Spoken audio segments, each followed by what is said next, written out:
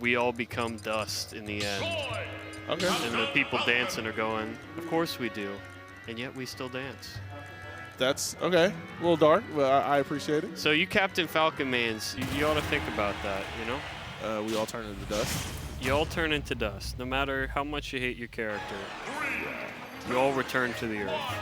That is true, but here we are going Now let's keep it down to earth. Hey, I like the patience versus from VurJe there. Komidori. The mix up there with the down tilt, I like that. But historically, this isn't the greatest matchup for Falcon. Those sword disjoints are going to stuff out any of Falcon's approaches. What a jab from there, though. Ooh. All right, Komidori's kind of cooking here. Ouch.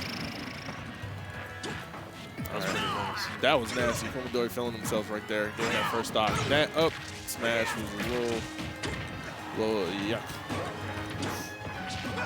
You're going for the down air there, try to get your momentum back. Do it again. Yeah, VurJe's trying to get advantage there. I'm under the impression it's not the worst idea to just be throwing out up smashes. For Falcon? Yeah. Nah. It scoops, it's quick, like you can react out of it very quickly. Like it's pretty much unpunishable if you're in front of it. That was the neutral B off stage. But all right, Komidori's kind of cooking right now, almost taking that stock with that jab back air. VurJe's trying to catch a roll in there.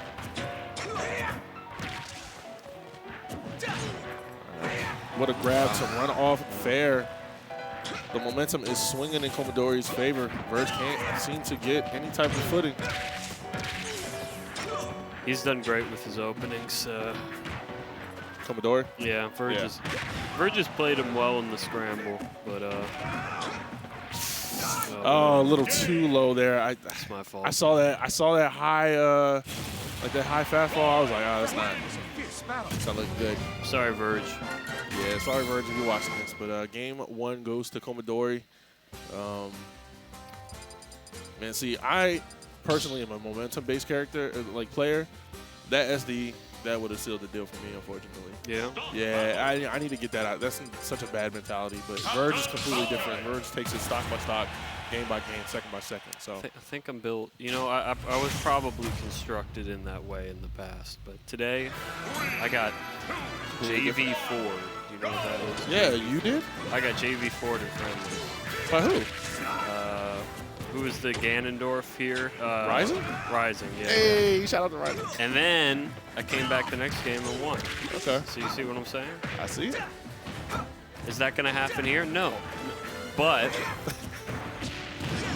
All right, well. that statement I said about returning to dust, it's still true. Ooh, unfortunate for VurJe. I know that down tilt, had that come out quicker, that would have put Komidori in a bad spot. Yo, Komidori has the pressure on. It is great offense. Yeah. And what an up smash. You rarely see that move coming out from Royce, but that was the perfect time to let it fly. It's not like VurJe has been playing terrible. It's just it's the little things that make Komidori run him over when he gets an opening. Yeah. It kind of looks like Komidori kind of like knows when to, that's an SD, but knows when to be patient and when to turn, the pressure on. Like they're really good at like flipping that switch like on a dime pretty much. So, because a lot of those whiff the up smashes and things like that, that's, VurJe trying to get the hard read of a roll in or a dash attack, or some type of like aggressive movement like towards him, and Komidori just kind of chills out, and then Falcon whiffs him. Nice. Oh, Falcon kicking out of disadvantage. This is huge. Yeah, oh man. I think you should have gone up air there. Yeah. Yeah. I mean, honestly, I would have went up B. Had it because it would have went to yeah. the grab or the shield. Oh man, what a counter from Komidori. Komidori's running away with the set right now, and are we gonna get a stock here? Not enough. I love the patience from Komidori off stage there, kind of, hanging back a little bit. Nice little wait. VurJe slowed himself down. That's what he needed. For sure. Oh man, this ain't looking too good for VurJe right now. It's a pretty good movement. Oh, there's Rising over there. Oh, yeah, I see him. He probably lost his first game because I never tech a different direction. So whenever I watch him play his round 1, he's always trying to, like he's hitting me. Once he faces an opponent that tech rolls, he's like, what the hell? All right. VurJe needs to hurry up and close out the stock if we want to get a game 3 going for the ledge hang. No punish off that.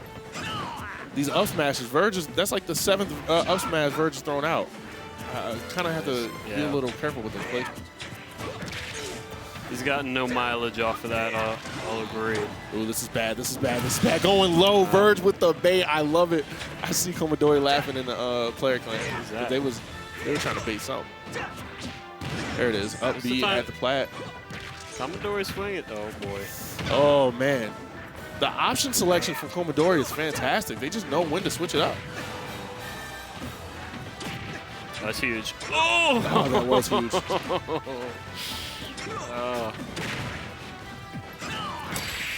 You know what's crazy about that? First of all, great. That animation was crazy. Yeah.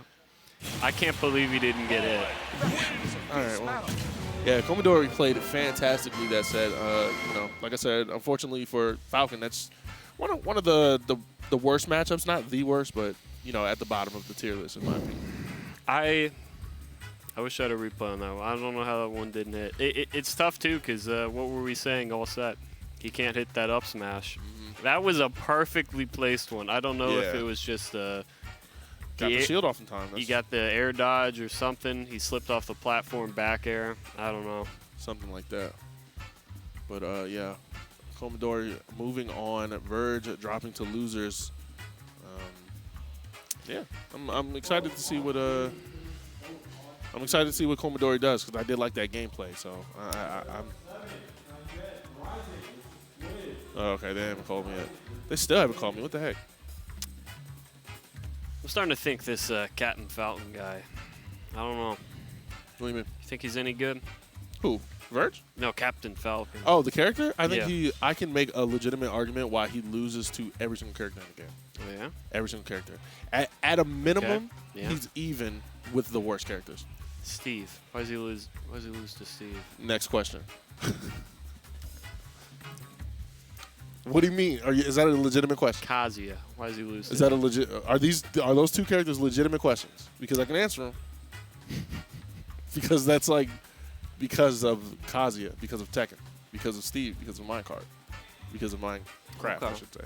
What about Ganon? Why does he lose to Ganon? Ganon hits you 2, maybe 3 times, and you're already in kill percentage. Oh, okay. So same with Falcon. Nah. Yeah. Nah. You just got to convert. But that's the thing. It's all strays for Ganon. That's right. It's all strays. Ganon gets you with 2 or 3 strays, you're already in danger of taking another stray and losing your stock. That's true. If you overcommit on a cannon, and you can say that for any character, if you overcommit, it's going to be a wrap. Ganon just needs to, like, yeah, sure, Ganon's slow, but his up, it's hard to, because you can do the falling soft knee. Doesn't work on Ganon, because he'll grab you out of it. It's like saying Steph Curry, you just need to hit threes, you know? Falcon just needs to hit knees. No. I'm saying, like... I don't know much about this video game, but I feel like... I feel like you're being a little dramatic. I'm not being dramatic. Falcon sucks, dude. I know what it's like. Falcon has the potential to also explode other characters, yes. I'm not discounting that. But... So, okay, are you saying... Every single character has a chance to explode him. Are you saying this from like a debate club perspective where you're like, oh, I could argue if I wanted to why he loses to every character? Or are you saying I believe he loses to every character? I truly believe he loses. At best, he goes even. It's even -1 or -2 with every single character. I don't think he has one definitively winning matchup. The matchups that like, oh, he's combo food, they can also destroy you too. You know? Like, they can armor through stuff. They can beat out stuff. They have disjoints. Like, I don't know. I think that's K24. I still haven't got called yet. We chilling then. Here we are, Quinn versus Boat. Now, the thing about Quinn, right? I was watching the spring Arcadian, or no, I'm sorry, winter Arcadian sets a while back. You remember those? Were you here for that? The last one? Probably. When Quinn got the win, round 1 on stream against a player named Casterman. Casterman is an out-of-region kind of person, PG player. Quinn got the dub, and it was looking pretty good for Quinn, right? And then Quinn, you know, I don't know how far they made it, they ended up getting knocked out, Casterman brings it all the way back from losers to top 8. It was incredible, like crazy run. I think they were from New York or something. It was crazy. So what you're saying is Boat needs to lose this, and then make it then win it all, right? No, that's not what Unfortunately, I can't root against Boat. It's against my code of ethics. I can't root against either player right now. So I'm just going to talk about gameplay. But right now, I see Quinn going back to the Lucario. What, is he new here? Hey, what a berry. Oh, I love that. Most noob Inklings would have went for an F smash there, but not Boat. Not Boat. That's why we love Boat.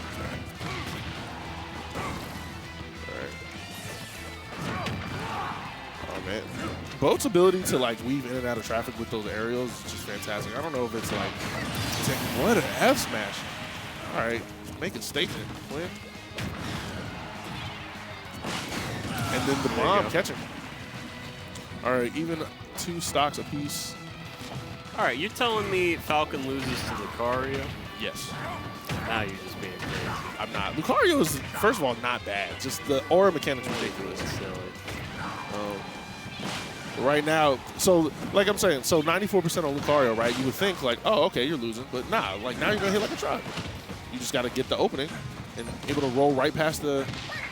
There it is. Here's the opening. No. And what an air dodge from Boat, getting away from that combo. But another F smash coming out. Boat able to avoid that, and then keeping Quinn off stage as they try to do the extreme speed into Boat. That was kind of brave there. Boat hasn't gotten caught by Aura yet. I almost. That was close. Him. It is kind of easy to see it coming, but if you're not ready for it, yeah, you'll get killed. And that's kind of the getting caught by that Aura finally. Yeah, that up air. Why does the England up air hit so hard?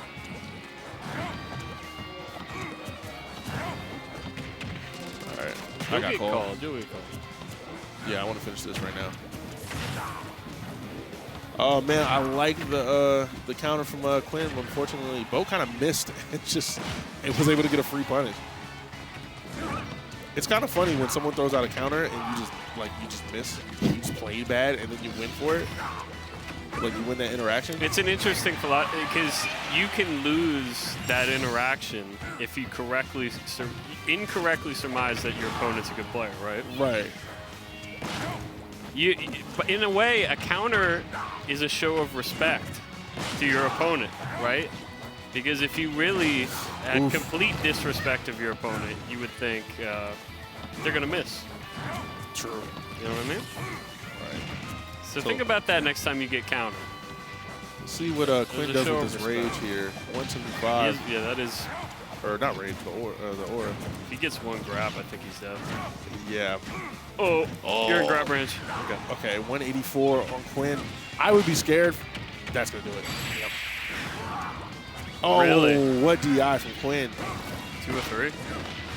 Oh man, goodness. This could be anybody's game. Goodness. Oh, 212. Quinn is surviving for. Did you see that bounce from the up B? There's that weird. Just charge it all the way up, please. Oh, I just want to see how big. Oh my gosh. And the back air sending. All right, yeah, that'll do it. All right, I'm gonna go play my game and then I'll be back. I play K24. I'm not happy about that. I'm back.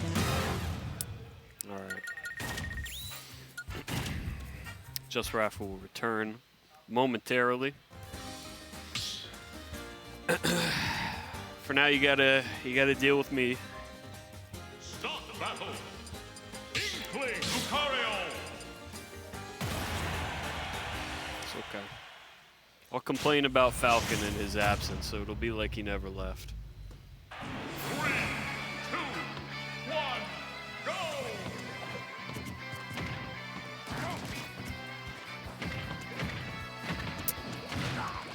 Boat narrowly squeaking out game one.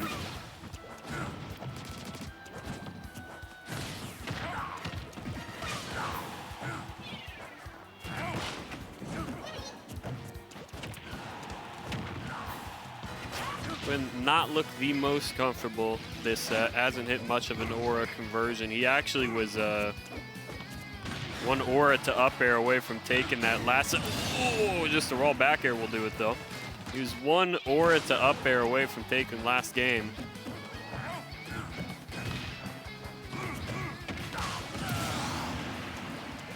Up smash to even.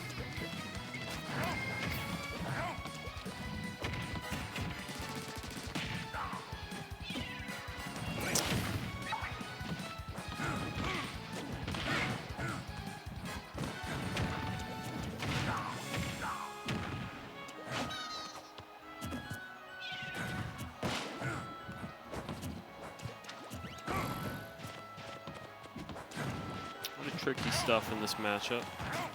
Two pretty tricky players.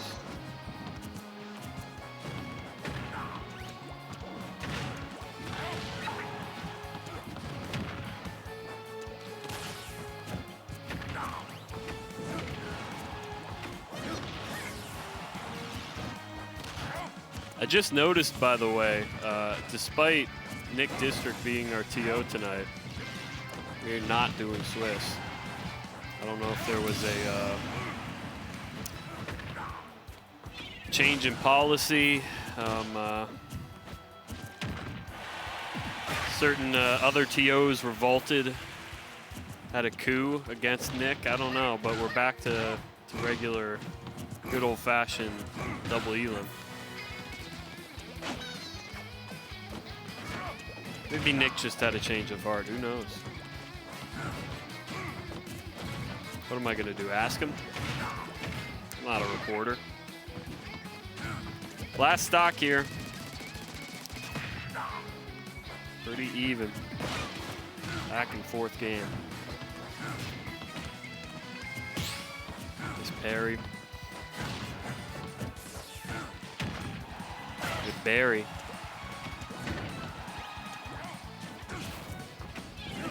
Boat would like to finish it here. Oh no, that was a good opportunity. Almost gets hit roll back air there, and this is where aura is so dangerous. Oh! That's wild. He can do that? You're telling me he can just cancel the sphere right into grab? Wild. Battle. Inkling. Lucario.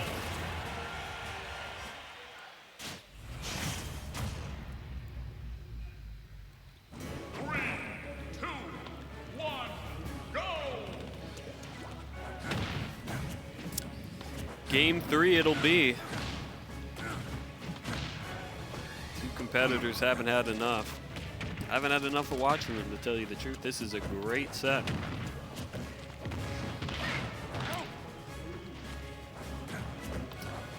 Both got to get it together. You know, he's played pretty solid all the way through, but looked really sketchy in those last stock situations. Nice jab block. Can't finish. That's brutal.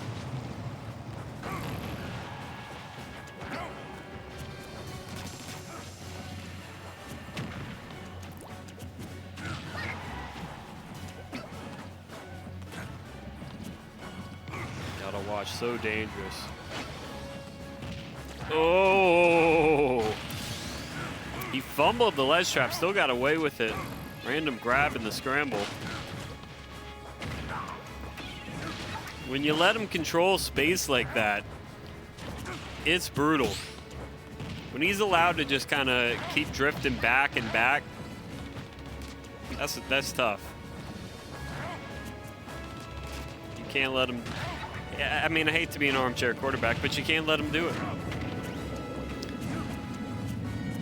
Nice shot there by Bo not to panic. Full conversion off the roller. Ties it up.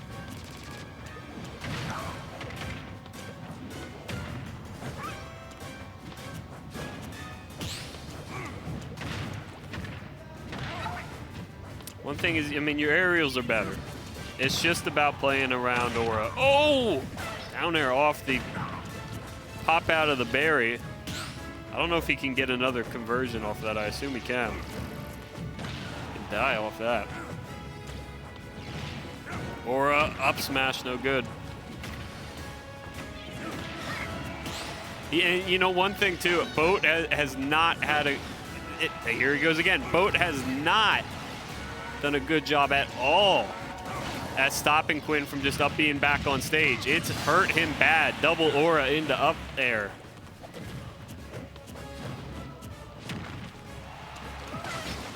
There he gets the down smash, still tied. If he's able to call out one of those up Bs, he could win this set. It's gonna come down to the wire though. Either way.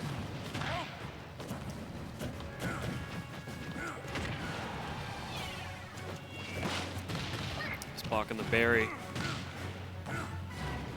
Momentum for Quinn, can't carry. Looking a little hairy here.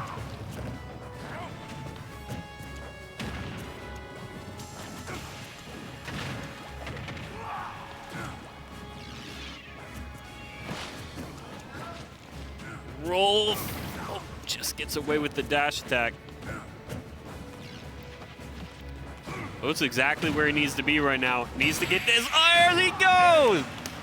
There you go. That's a way to do it.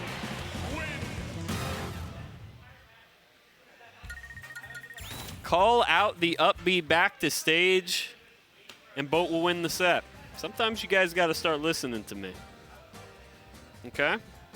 I'm sick of people telling me I don't know what I'm talking about. Just because it's true doesn't mean I'm not right sometimes. What a set. Great second set here. Yeah, that's all you can ask for, truly. Boat gets it 2-1 over Quinn. Back and forth the whole time. Nice adaptation there, but Boat at the end to get the W. Whew. Hey, thank you guys for coming out tonight. As always, see some familiar names in the chat. How you doing, Sunfish? How you doing, Mr. Pink? Jack P22.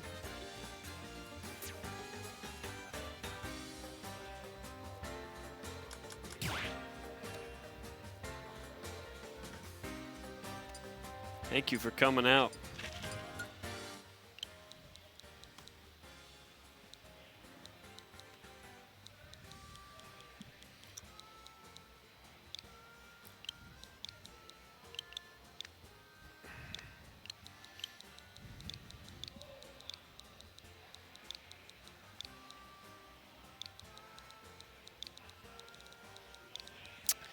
Coming up next on stream, we got KBean the Bowser going up against MegaAntMan.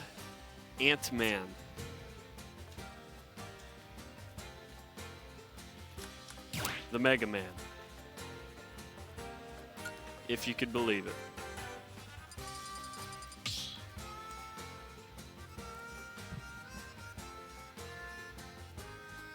Start the battle. Bowser.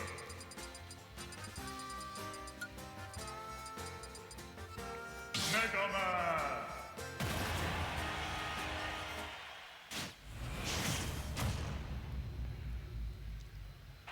3, 2, 1, go!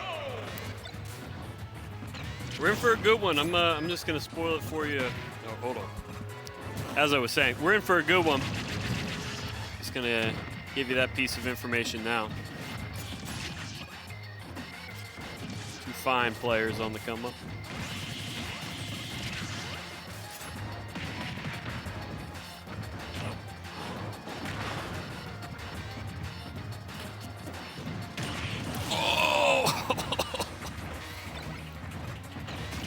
Major call out by KBean to start the set, and an even better one by MegaAntMan.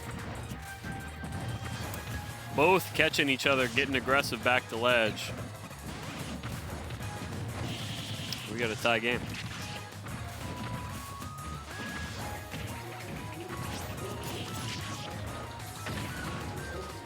I would be very surprised if this this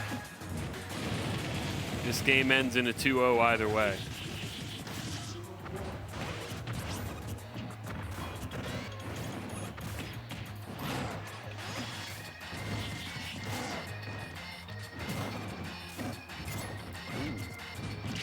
Early ledge trump there. Didn't get the timing though.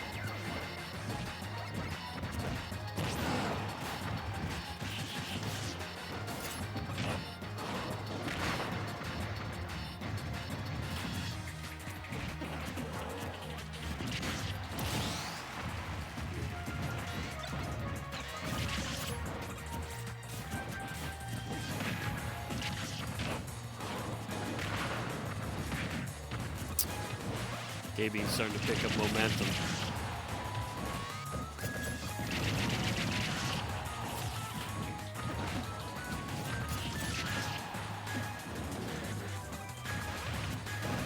That's tough.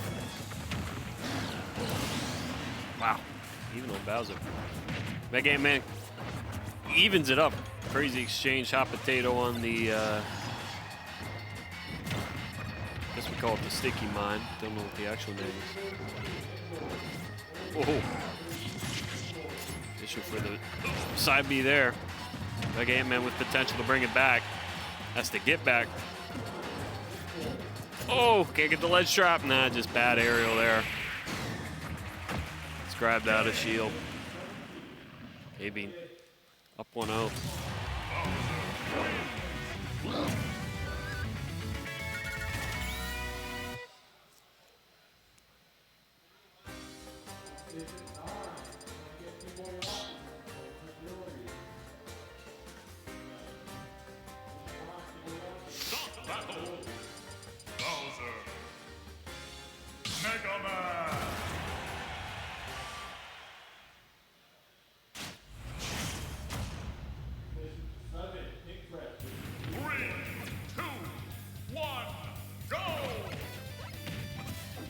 Chant of lock in Ian from the chat room.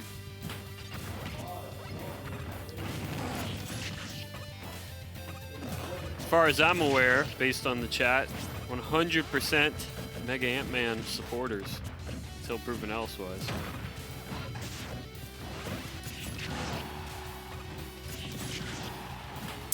Lock in he is. This is a fantastic start to the game. Could take it here. Oh. 0 to death. Both holding shields in each other's face. Neither knew which one had the mine on him. Massive momentum here for MegaAntMan. Almost SDs, does get back.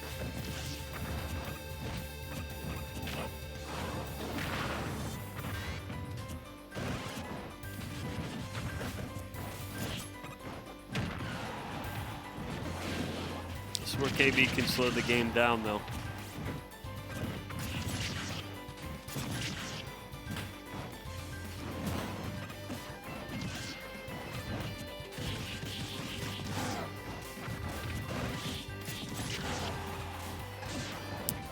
Great job applying pressure this set.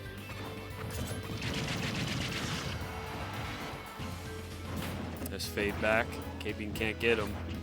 Needs a ledge trap here, doesn't get it again.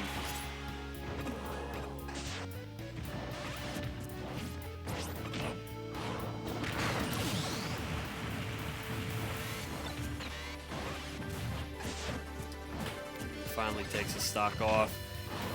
This is where it can get tough though. You need to get this stock off if you're Ant-Man. Well, I don't know why we always say that. I mean, the opponent needs to get the stock off too, no matter the percent.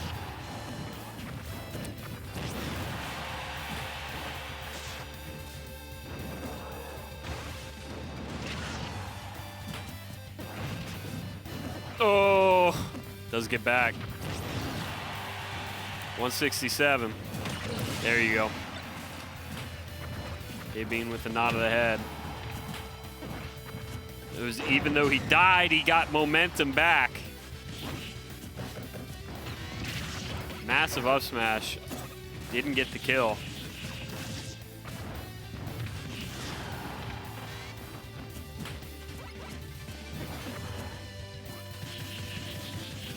That's so tough. Tons of pressure in your face.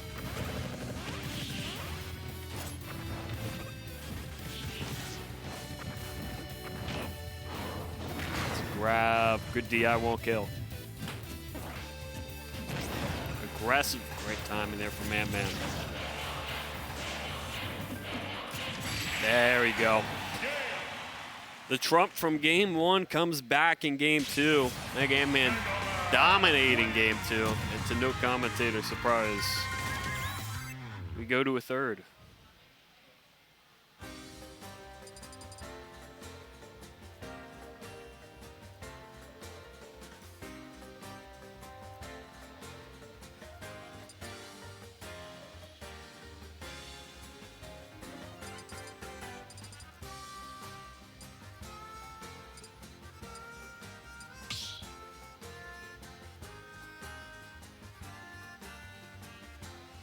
Start the battle. Bowser. MegaMan.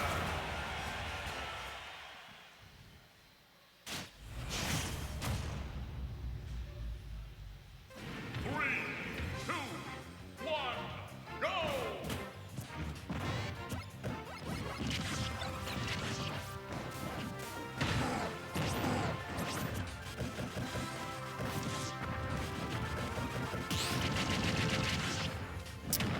Lock in Ian. So we head into game 3.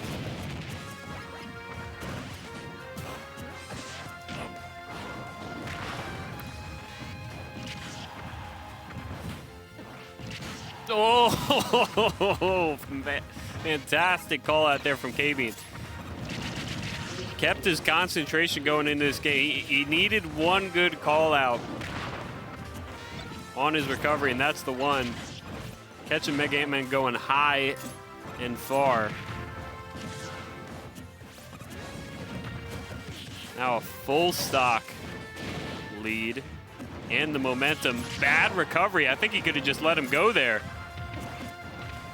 Oh no, MegaAntMan had, I believe, just let that stock go.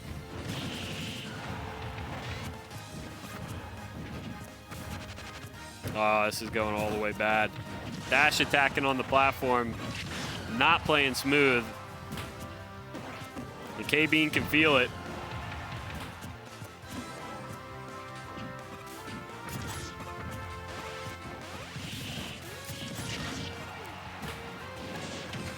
That'll take one.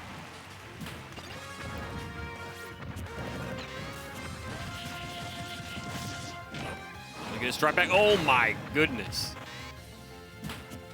Didn't know he could grab that far. No, just a great call it again. Getting aggressive on ledge, this time at the timing perfect.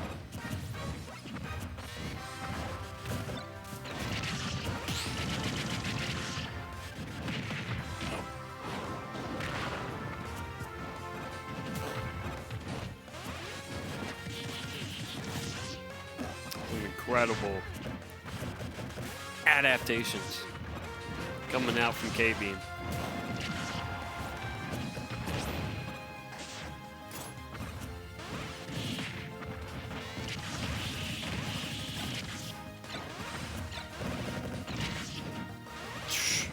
Turn the tornado.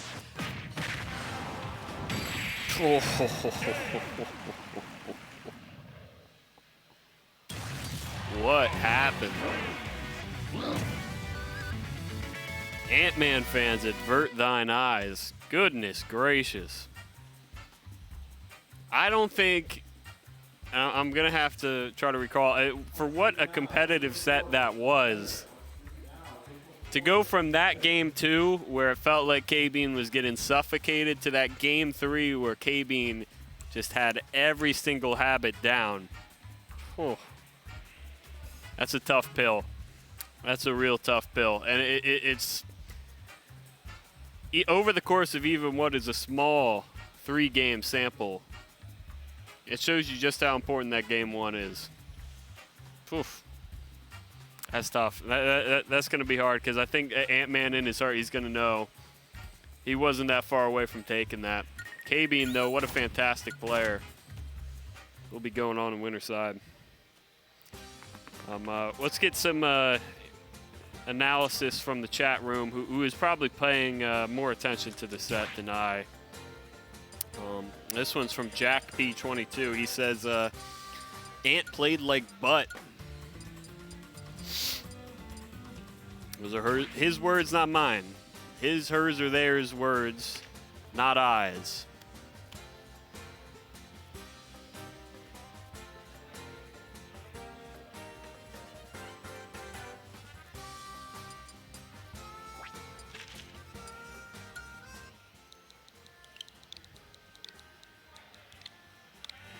Oh, look who's returning.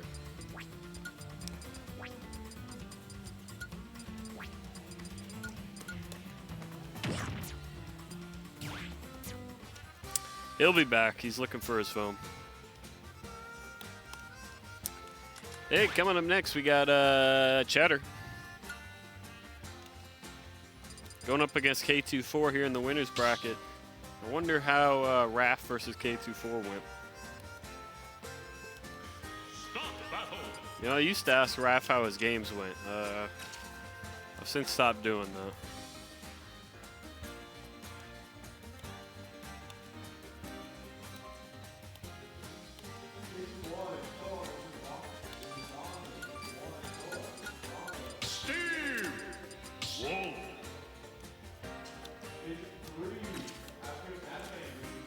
I'm back. Hey, welcome back. Thank you, thank you. I lost the K24, so I'm mad. Oh, you did? Yeah, I'm gonna be biased. What the heck? Yeah. I thought we were watching losers. No, I went Game & Watch. Didn't work out. Or no, I went Min. Didn't work out well. I mean, it's Luigi. What are you gonna do, right? And K24 is pretty good. K24, I think, got the first Xanadu win of the year, or one of the first. Is that true? Yeah. I'm not here on Tuesdays. Yeah, K24 has leveled up. I think they're the best Luigi in like that locals list for sure. What happened to that one pink Luigi? Was Tofu? Yeah, was he out? They're Virginia. Oh, okay. Like never mind. Santa or Virginia. I was about to give him credit. Nah, Tofu's good too. I think they're PR in their region, in their sub-region. But all right, here we go. Cheddar. It's good to see Cheddar too. I haven't seen Cheddar in quite some time.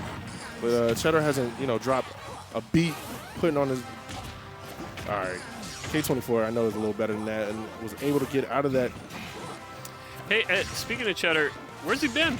All right, fair enough. I haven't spoken to him. He's been gone for a while. All right. Glad to have a wolf back in here. Oh, geesh. It's like we never get wolves around here. Not anymore. What a back air. That almost killed from the complete other side of the stage. But right now, K24 might take it. Okay, never mind. Great DI from Cheddar, knowing to go out. And this is scary for Wolf. The plunger is ridiculous. Nice. That's going to be a hard punish. Dash Tech finally taking that stock. K24 shaking their head, kind of upset with themselves on that one. But, I mean, that wasn't a bad move on K24's part. They definitely would have taken the stock. See? Yeah. Oh, man. Cheddar almost survived. That hits jump, too. It's ridiculous. Cyclone's a great move.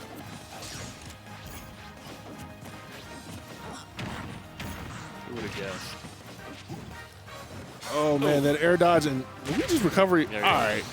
I kind of gave you props last time, K24, for not falling for that, but okay. 2 times in a row. He did it 2 times in a row. You fall for the second one? Come on now. You should have done that last set. I should have done that. Just F smash that ledge. All right, right now, both are throwing out attacks, but the defensive play on both sides are just pretty well right now. Expect more of this. Yeah. I mean, honestly, like, it kind of seems like Cheddar's like low-key, high-key, playing keep away. Just keep, like, because Cheddar knows one mess up, that's an up B, and then an even game. And how even is it? Luigi has 0 to death at pretty much any percentage. So. Like that? And what a call out. Yep. And yeah, there it is. Yeah, one mistake, Luigi's going to tear you to shreds. I'm surprised he didn't get aggressive there. I guess he was worried about getting back in the stage. I kind of like Cheddar's patience staying on stage. It's sometimes better to stay on stage than to go aggressive.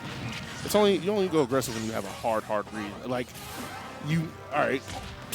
Can you imagine? Almost again. Cheddar's baiting out that air dodge with that laser every single time. I feel like after baiting out the air dodge, go for something. That would be my play. But what do I know? I wouldn't know too.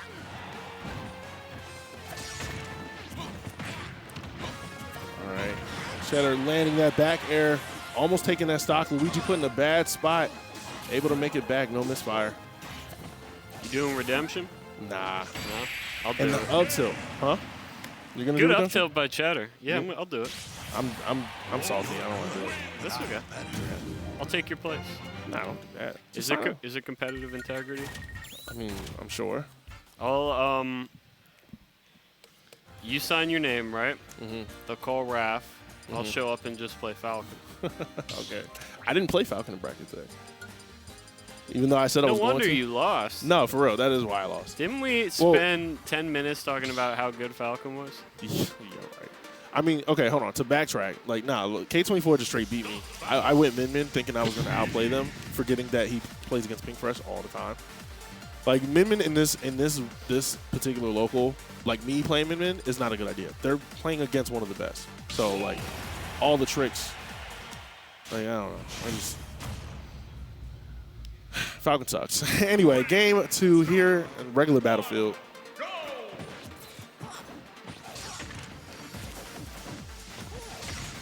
Right now, Luigi kind of, and that, all right, not enough percentage, but Dead. what a Oh, combination. come on.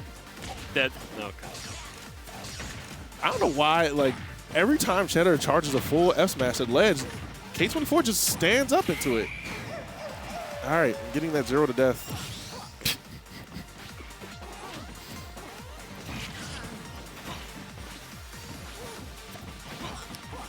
It's an accurate summary of what happened. Kind of.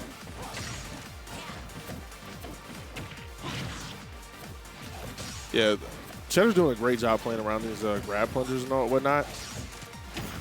Like, one of the things that Luigi's love to do, and it's way easier to call out, like, when you're watching than to play against it, is, like, they throw out the plunger, throw out the fireball, and then they drift back with that forward air. Yep. Because that's a great, like, bait kind of move. But we were talking about Tofu.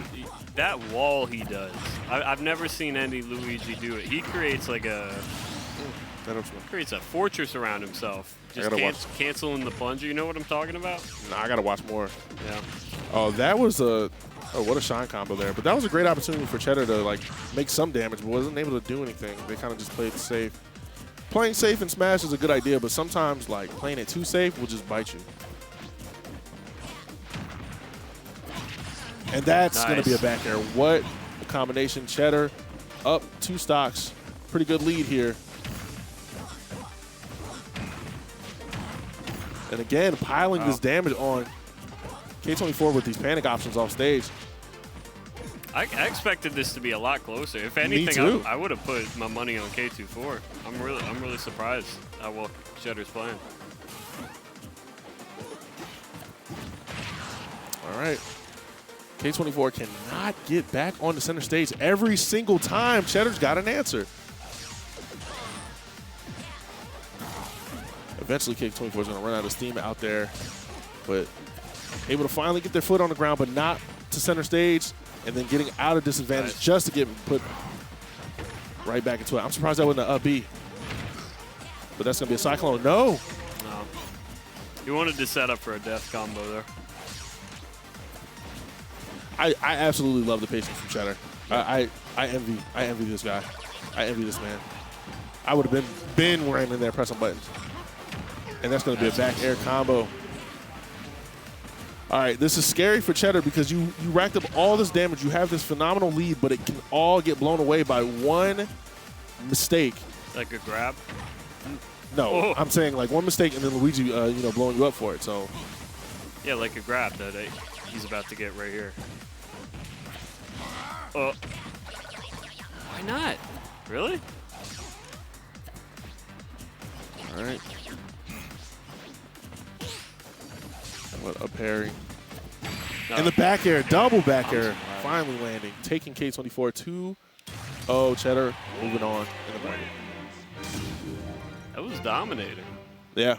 Game 1 was kind of close, in my opinion. I think that was pretty close. And then game 2, yeah, Cheddar just ran away with that. Yeah, just chopped Luigi up into, you know, little tiny pieces. But, you know, good stuff for Cheddar. Good stuff for K24. You should play Wolf. I should play Wolf. I tried. I'm not. Wolf's not my guy. You know what I mean? Okay. I tried Wolf. I tried Fox. I tried Falco. I haven't tried Rob yet. Try, how about Roy? Try Roy. This feels like therapy. Yeah, it really is. But nah, I think Game & Watch is going to be the one. Best of 5 quarters. Seems like we're going to be here for a minute. Is that Nerf up there? Where do you see that? I'm talking to Nick right now. In the orange. Or is that just an old white guy? Well, I think that's who you think that is. Is it? Okay, I haven't seen Nerf on a Friday. All right, well, good stuff. Let me pull up chat. Also, How's I everybody think two things can be true at once. What? Well, you said that was an old white guy over there. Yeah, I mean, he's like, what, a year older than me? Yeah, but I'm old now, too. You're not even 30 yet. Okay. Then you're not old. I don't know. I bent down yesterday. My knees did this. Hey, that just means bad knees. You can be young with bad knees. You can be old with good knees. Bad joints doesn't necessarily equate I'm getting old. I went to a show yesterday, and then within 10 minutes, my back started hurting. It's a bad back. Bad posture. You got the gamer lean all the time. I've never played a video game in my life. Yeah, all right.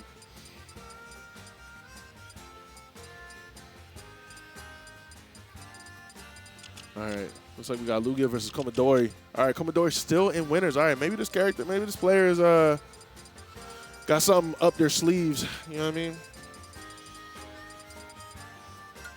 I should sign up for Redemption, huh? I'm going to go do it right now. Are you really? Yeah. Well, as my name or your name? My name. Sign me up too. Okay. All right, I'm going to do it. All right, here we go. Lugia versus Komidori, Plant versus Roy. Now, in a lore perspective, right? Not even lore, but just like logic. Roy's sword has fire, and Plant is a bug type, a grass type. I mean. Anyway, all right, here we are. Quick 92 on Lugia. Komidori is just putting on the damage for Deathless. And no tech read there. And what was that? Air dodge. Fortunately, no punish for Komidori there. But Lugia struggling to make their footing on the stage. As I say that, they make their way back on the stage. All right. And what a random up smash, calling out whatever Komidori had cooking up. And another one coming out, almost getting immediately punished. And Komidori does love these neutral Bs off stage. I don't really see too many Roys doing that, but if it works, don't fix it. All right. And the footstool off stage. And the up smash. Lugia getting that first stock. Surprisingly, it was looking like Komidori was running away with this.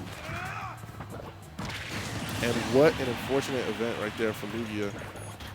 Welcome back, Poe.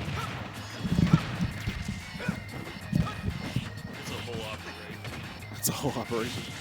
All right. Right now, Lugia sitting with a pretty healthy lead here. Not the healthiest, but, you know, lead nonetheless. And that's going to be a grab. Yup. Able to mash out of that. Fantastic mash from Komidori. Oh, man. Had that F smash hit. We've seen a completely different game here. Is your name Raph or just Raph? I mean, it's just Raph, but I mean, I'm sure they'll. The TOs are smart here. They'll figure it out. They'll figure it out. And that's going to be a just smash? No. Komidori back on stream. Yeah. All right, and Lugia in disadvantage here, able to make it back with the Patui. Fantastic big brain play there. All right. Clever. All right, we need to see how much extra credit Lugia can put on because, yeah, that's what's next.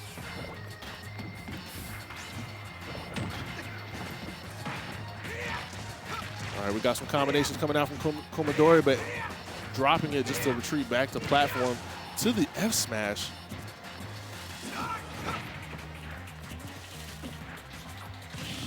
Ooh. Normally, Jab. jab. I feel like you could have got Lugia could have got a little bit more off that jab lock there. Yep, I think. That's gonna be some damage Wow, there. he almost got a. That's awkward when you get sent to stage like that, because some people panic that. Yeah. Oh, he had it. Oh, What my was that? goodness. He had it. Yeah, kind of second guessing themselves. Komidori definitely had that read there. And this is a neck and neck game right now. Able to make it back just to get sent back off stage. These air dodges. Oh. Komidori, when Komidori does decide to go off stage, they go so deep, it's not even funny. And that's going to be the game. No, F smash. Wow.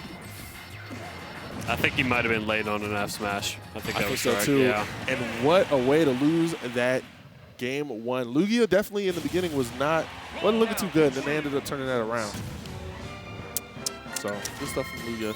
You know how like if Piranha Plant's crouching, you can't footstool them? Nope. Anyway.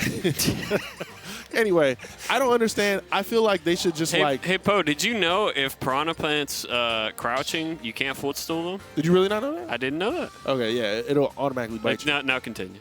So I just think Piranha Plant should be one of the only characters that you cannot footstool. I feel like it should automatically bite you, no matter if you're in the air, if you're crouching, standing, da-da-da-da. Because in Mario, if you stomp on them, You take damage. except in the the 3D Mario games where you put something in their mouth and then you stomp them.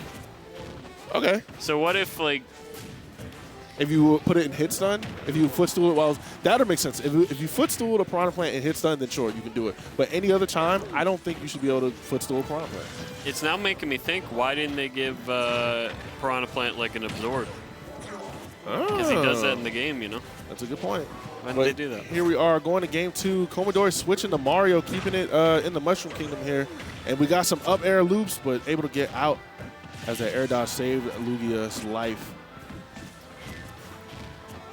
I think we've had a whole Mario set. We got Mario, Piranha Plant, Roy, all of them. See, so that's what I'm talking This about. Like, deck. that should have just bit Mario. That should But he was in the air. All right, so. Ooh, that's going to be the stop. Nice. His mouth is still flying open. Like, I don't know, man. No, I mean, I like your vision. To be honest, I don't like footstools altogether. Why? They're so cool. Nah, I think, nah. All right, okay. That's a great argument. Just nah. Good enough for presidency. All right. Ooh, I saw that that fair coming. Right now, we're sticking another one. Oh, nice. And what a way to take that second stock. Komidori feeling themselves right now. I know Lugia is a little upset about that.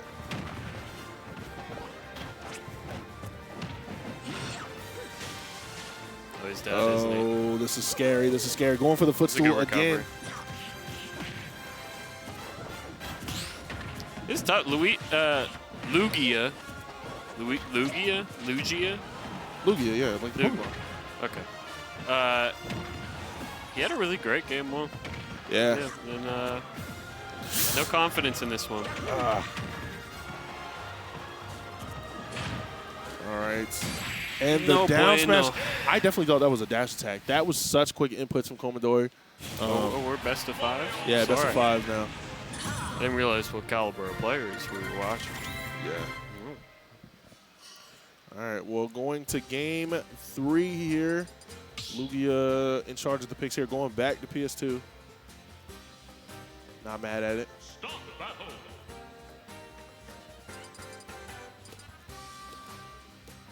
What's on his hat? His beanie? What song is this? What did you say? No, what's on his beanie? A Snorlax. Snorlax. I Oh, thi- I think I it- know that's the fat Pokemon. Yeah. Do you not play Pokemon? No. Really? Oh, man, you're so much better than me. I told you I don't play video games. I'm with you. I've been playing Elden Ring lately. Oh, that's a good game. I love Man, that that game. game pissing me off. I want to talk about it. All right. Komidori switching up again, going Fox. Nah, Elden Ring cheats, man. You like the Souls games? No, not anymore. This is my last one. The game pissing me off. I'm getting old, man. Video games make me mad now. Oh, no. It's actually had the opposite effect on me. It calms you down. Well, I wouldn't say that. But I used to get upset at games when I was younger. It's Now, reversed for me. less and less. It's reversed for you? Yeah, I'm getting mad now. Interesting. But all right. I wonder what the change was here for Komidori, or are they just flexing on their opponent? Because I think Komidori is a lot better. The second one. I do this thing when I play Smash where if I've never seen or heard of you before, I, in my head, think I can beat you. Yeah, that was like, what a combo. So because I've never heard of Komidori, I'm thinking like, oh, okay, Lugia's gonna wash this. I have the reverse effect again. It's if I haven't heard of you, oh, they're good. And then the most toxic thing, we get into a set, right? I call out one of your options. Oh, they're no good, right? And then I keep that mentality through the whole set, even if they've shown me otherwise by other decisions. All right. And what a back air landing there from Lugia, finally on the board. Lugia, or Plant, being kind of a heavy character. Man, that was a long rabbit jab. Most characters don't hold that for that long.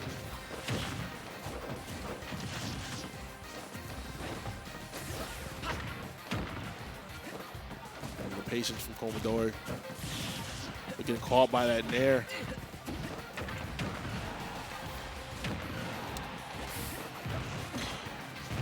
Can you Yeah, you can. reflect that? Yeah. What is it just going to do? The Transfer. reverse effect. Okay, so now they're taking. Okay. Yeah.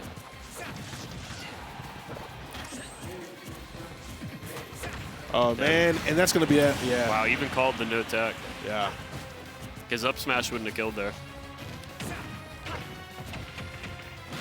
Oh, man. This Komidori guy's good.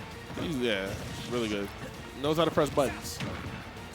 I just love how, like, earlier, Komidori went for the up tilt, and most people would just, like, mash up tilt. But nah, Komidori went for a grab. Like, the button presses are, you know, up there. Lugia, they're back against the wall here, not able to get away from these combos. Still in disadvantage and getting what a call out from Komidori with the F smash. Quick 3-0. What a flex. Komidori has multiple characters. Somebody look up the stats on this person, man. I want it to be a surprise. You want it to be a surprise? Nah, I don't do good with surprises. I'm looking it up right now. Yo, this is random. Hold up. Because this is the last thing I Googled, and so this is random, right? So watch. Let me show you. Right? You know who that is, right? That's Michael Tyson. Michael Tyson. Did you hear about who Michael Tyson is going to fight? I heard he was going to fight internet personality Jake Paul. Okay. Now, you may not agree with me with this, right? Mm-hmm. Logan, or no, is it Jake Paul or is it Logan Paul? I don't care. Okay, I think it's Jake. We're gonna go with Jake. Jake Paul has an actual legitimate chance of knocking Mike Tyson out. Well, isn't one pretty close to getting their AARP card? Yes. Okay. That's what I'm watching all these memes is like, and it's showing like Mike in the 90s, like when he was 25 and like knocking people out and stuff. And it's just like, okay, y'all are not taking into account that he's almost 65 or he's like 60 years old. I think you're not taking into account who Mike Tyson is. No. I'm saying no. Mike is gonna get winded after like round 2, bro. He's 60, man. Probably. And like, but let me ask you a question. Obviously, it's a celebrity boxing match, so who cares? But, because this is a celebrity boxing match, I'm with you. The Paul is probably gonna be like he's gonna be avoidant and then win because he's in better shape. Yes. And everyone's going to be like, my money, I paid to see this. I'll see the next one. But if you lock those two in a cage, oh, my God. Okay, yeah. If we're comparing, like, Prime and Mike Tyson back in the day, yes, of course Mike Tyson is the better boxer. But just, like... He's just the scariest man. Yeah, who approved it? Like, dude, it pays well to be a villain in boxing. To be the villain. You ever see that interview Mike Tyson did where he got really emotional? He was talking about his daughter, and he started to cry a little bit. And the reporter was just sitting there quietly. And Mike looks the reporter in the eye and goes, "You have to leave now." You understand, right? And the reporter just kind of goes. I mean, yeah. Didn't Mike Tyson lose his first daughter? I'm pretty sure. I don't know the story. I just remembered that line. It was so chilling. You saying that, just being Mike Tyson right now in the story, kind of scared me a little bit. Can you imagine if you were that reporter? I would. I'd be like, yo, you don't got time. I'm going. I'm out. All right, no wrap more, it up, Mike. guys. Wrap it up. Let's go. Oh, poor Cheddar. Yeah. But Cheddar versus Smub. This is look at the matchup. Yeah. I didn't even know Smub was here. Have you seen that tweet? You don't really be on Twitter anymore, do you? Huh? No, I'm on Twitter. There's a tweet that's like saying like I see the things. like, do you look like a smasher or not? Like a stereotypical smasher. Okay. Right. And I was thinking, like, who are all the people that do not look like stereotypical smashers, right? If I saw them on the streets, I wouldn't be like, that's a Smash Bros. Player, right? Cheddar is the first one that came to mind. And then T-Sis was the second. Is that random? You think Cheddar looks like a stereotypical Smash player? No. He does not look like a stereotypical Smash Bros. I misunderstood. Yes. Cheddar looks like... Cheddar does not, like, if I didn't come here and Cheddar was like, yeah, I play Smash competitively, I'm pretty good, I'd be like, bro, stop lying. Like outside of this, location. Cheddar just looks like a normal person, which is mean to say. Like, I'm not saying everyone else doesn't look normal. I don't think you like the way this conversation's going to go. Yeah, I know. I'm trying to reel it You back. should probably back it up. I'm sorry. I'm trying to reel it back. All right, back to the game. All right, Smub out here. I just realized Cheddar went Falco. Wow, what a combination. That's what a trade. It's funny, too. Cheddar came out swinging, and he looked like he knows the matchup. And then you got hit by Smub once. I mean, knowing the matchup is one thing, but, like, it's Smub. It's Smub. This is not going to be easy regardless. It's pretty good. Did I tell my Smub story? I think people kind of have similar Smub stories to I. Okay. I think I was at an extra credit, and he was there just, like, practicing. Yeah. I didn't know who he was at the time, so I was like, you want to play friendlies? And he didn't say anything. He just nodded. So I sit down to play with this guy. Freaking 2 hours later, oh my goodness. What a side B. 2 hours later, you know how at the bottom it'll show how many stocks each player has taken Like the over stars over the set, over the course of the hours you played? Yeah. I think his stocks taken was like 300 and mine was like 40. Hey, that's And you know what? After every 3 stock, he didn't say a word. He just, next match, next match, next match. It smells about their business. What an air dive to avoid that back air. He didn't get bored. Hey, this player's a grinder, man. And it's hard for Falcon to make it back on stage. Maybe it's the stage list in particular, but, like, Smub really knows how to keep you off stage when you're out there. It's just the way he carries advantage is unlike any player I've ever seen. Yeah, for sure. That's what a reversal. Crazy. Yeah, what a reversal. Really?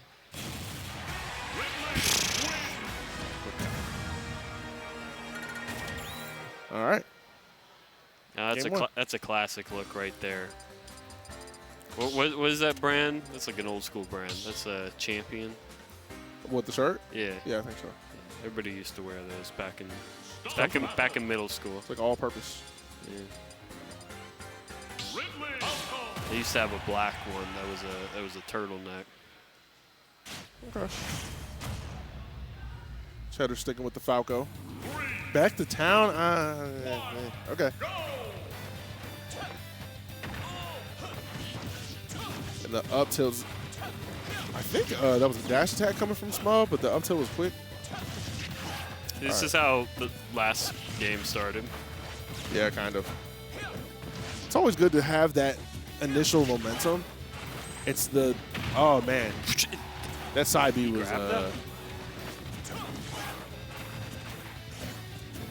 It's a matter of carrying advantage.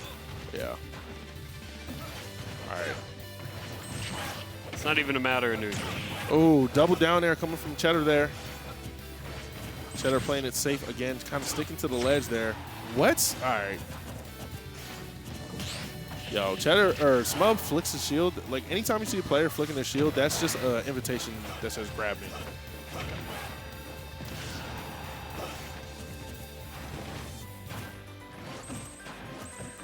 All right. And then Falco off stage, able to make it back just to get caught with a dash attack. Smub on the board here. Falco needs to hurry up and close this out. I wouldn't go for that. All right. All right, thank God. Wow, fantastic DI from Smub there. Nice. Up smash. Yeah, Cheddar is such a patient player. Take notes, everybody. How about Falco? You think you could play Falco? Who? You. Smub? No, you. Me? I tried. Oh, okay. Yeah. We're out of spaces. What about, I'm just bad at the game, bro. Let's like. what about me brawling? I haven't tried me, bro. Yeah, I'm bad too. We both got headsets on, if you hadn't noticed. This is the international I suck headset. I think they make those universal. It's like a dunce cap for Smash Bros. At least when I put it on. Oh, untechable. Smart play there from Smub to go out there and I don't know why that, like, I'm not expecting him to make that. Got to be careful with trying to two-frame Ridley because it's weird. It's a weird, like, rising hitbox. Like, it's possible, but in my opinion, it's not worth it to go for that two-frame. And the charged up smash, catching that neutral get-up. Cheddar having a hard time just getting their feet onto center stage just to get F-tilted to death. Town City is not your best friend. Apparently, according to some TikToker, I don't know how true this is, the side blast zones on Town and City are not The same lane? Yeah, the right one I believe is closer. Now this is TikTok, so you know take that with a grain of salt. No, that's where I get all my information. That and Wikipedia. Nah, you can edit. You can just edit any article on Wikipedia to say what you want. TikTok, you got to be verified. Oh, you don't. I can make a video right now. There's the wolf. Yeah, finally the wolf is coming out. Again, the game. This is how game 1 and 2 started. I was told you needed a degree to make TikToks. Is that true? I don't know. No. I got 2 degrees. Deodorant. Anyway. I was waiting for the bar. You clearly set up a classic rap bar. I was like, where is it going? What? What was that animation? I thought he rolled in. All right, man. I don't know anything. All right. I got 2 degrees of separation. All right. Cheddar going for the down smash, trying to catch that roll in, but Smub just neutral get it. Yeah, Smub's advantage state is fantastic, man. You don't want to get one straight hit because Smub knows how to convert.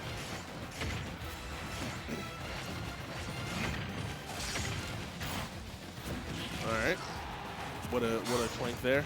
Going high with that side B, avoiding anything that Smub goes out. Call. There you Yeah, go. calling out the high recovery. They're not reads anymore. They're call-outs. New policy. Yeah, okay. You're not going to ask me why? Why? Smashers can't read. You set that up just to say that, make that joke up. All right. Cheddar on their last stock, potentially of this winner's side bracket. Smub looking pretty good here. Smub is just built different, man. It is what it is.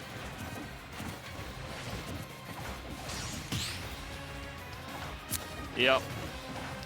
And look, he's under the platform now. This is the little kick. This is the cocoon. Okay. You see that? Yeah. Ooh. All right, that side B getting caught by that dash attack. One of the things I've noticed about Cheddar, Cheddar really does love to play at ledge.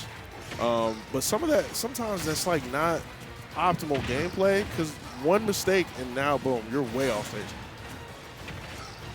And then what in there to call out that neutral get up. I'm sorry, that was jumping ledge. Again. All right. It is such a hard time. Finally. He got out. I can't believe. Oh, right back to it. Yeah. I think, yeah, Smub was just, yeah, that's it. Was Smub going for the footstool? Smub was going for the first one. Okay. You ever have a bad feeling about something before it even starts? Like what? In terms of what? Just anything, man. Yeah, I've had bad feelings about stuff. That's what happened when I saw Cheddar plug in his controller and Smub was on the stage. All right. Listen, I mean, he gave him more of a fight than I could have, but Yeah, no, jeez. Cheddar's a great player. If you're playing a character that's not actively cheesing Ridley, like what are you doing? Yeah. Good gracious. Getting washed. Whatever. All right, right now we got Towa versus KBean. Towa, I always forget who this is. Is he a Ridley or not Ridley? Ryu, or is it the Towa? Or is it the Corrin player? Ken. There's another player with a similar name to Towa that plays the Shotos, and I always get confused. I know who you're talking about too, and I can't even locate the name. KBean had one of the most incredible Game 3 sets I've ever seen. KBean's always fun to watch. He got blasted in Game 2, and then he came back in Game 3 with every read he could possibly find. That's KBean for you. He just, after 2 games, he knew exactly where MegaAntMan would be. I mean, sorry to tear this wound up again if you're a MegaAntMan fan, but it was brutal. Was this today? This was today. I saw MegaAntMan on stream. And you know there was a guy in chat going, "Go Ian, that's my friend." Which one's Ian? MegaAntMan. Okay. Yeah. Okay. All right. That's tough. Yeah. But I respect 1, supporting your friends, and 2, calling your shots. Because he was at the start, he's going, Ian's locked in for this one. Nah, MegaAntMan's pretty good. I can't beat him. I've never beat him before. I used to be able to beat him. He's too good now. Good stuff. It's really always encouraging to watch the players you used to be better than just accelerate in skill. Yeah. It's one of the harshest realities in fighting. And I was going to say, that's a sign to just give up, stop playing. You see people like soaring past you, it's like, all right, man, it might be time to hang it up. If you're not keeping up with these youngins. Right. Time to buy a racing simulator. Fire up Gran Turismo, get really good. Or Elden Ring. Sorry, yeah. Elden Ring. You know, I probably have the weirdest opinion on the Dark Souls games. All right, let's hear it. I've played Dark Souls 1. Okay. Played Dark Souls 3. Uh-huh. You know how I feel? That's how I feel. They're like I think the first Soulsborne game I've ever played was Bloodborne, right? Mm-hmm. Loved it. Then I got Dark Souls 3. Loved it. But then after Dark Souls 3, I'm just like, this genre's kind of boring. Dark Souls 3 was the best one for me. I think so too. I got Sekiro, didn't play that. And then I got Elden Ring, and I'm just like, this is just Dark Souls 3 again, man. Listen, I have a lot of respect for the Souls games. I have a lot of respect for, their ingenuity. But also, you know what it is? I just can't get myself into the world. Something about Like the lore the and mixture of like hyper edgy with also kind of really goofy at times. Here he goes. I knew it too, right? He's listening to this like, is he crazy? I mean, I don't know. I'm just tired of like extra sweaty single player games. Like I don't have the same complaint as you. I actually think Dark Souls is easy. Yeah, you're insane. I think Dark Souls is really easy. You just roll when they try to hit you. That's such a oversimplification of the game. It's like not even funny. I'm correct. What? It's The not. game's easy. No, it's not. Yeah, it is. No, it's not. That's the biggest misconception of Dark Souls is I that get it's hard. bodied, and I just made it to. We'll talk after this game. Okay. All right. KBean out here throwing on that quick 37. So I was right. So This is yeah, the corner. it's the core. Yeah. I don't know. I'm trying to figure out who the Shoto player is. I'm thinking of. I know who you're talking with. This is why brains are stupid. I know exactly who you're talking about. Can't come up with the name. It's like whatever. Anyway. I know who I can see it's him in my head. I can't put a name. Whoa, okay. I love that bait from KBean. Oh my goodness. I think they baited out air dodge, I believe. Do you know who John Lyon is? I have no clue. That sounds like somebody from like some like Dear John type movie. Like some Dear football John. player Yeah. writing letters to his girlfriend or something and when he gets shipped off to the military. Isn't that the plot of Dear John? Never seen it. I don't know. I just feel like John Lyon is a Jason Tatum. No, that's the basketball player. Channing Tatum. Channing Kind of Tatum. character. All right. Towa finally getting that stock, but 75% on Corrin. Bowser hits like a truck, so that might as well be kill percentage.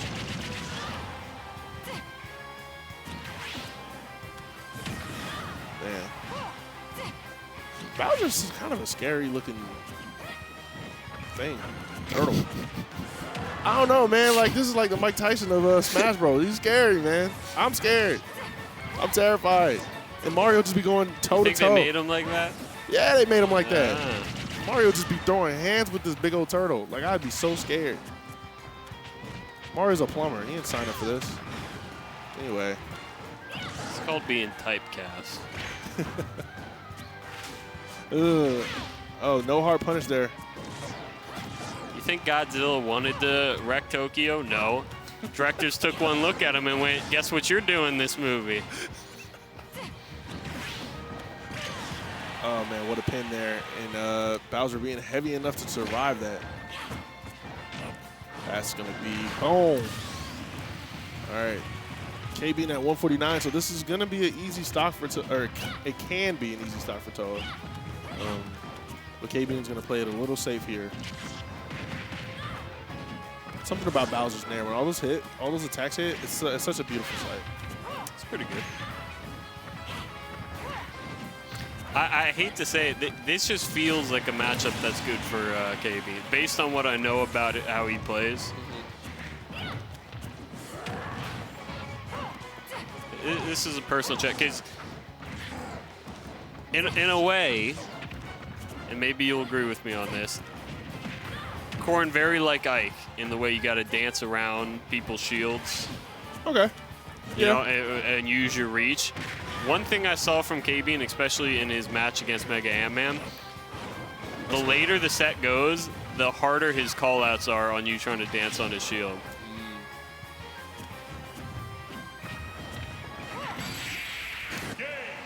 What an up tilt. Taking that stock. KBean on the board.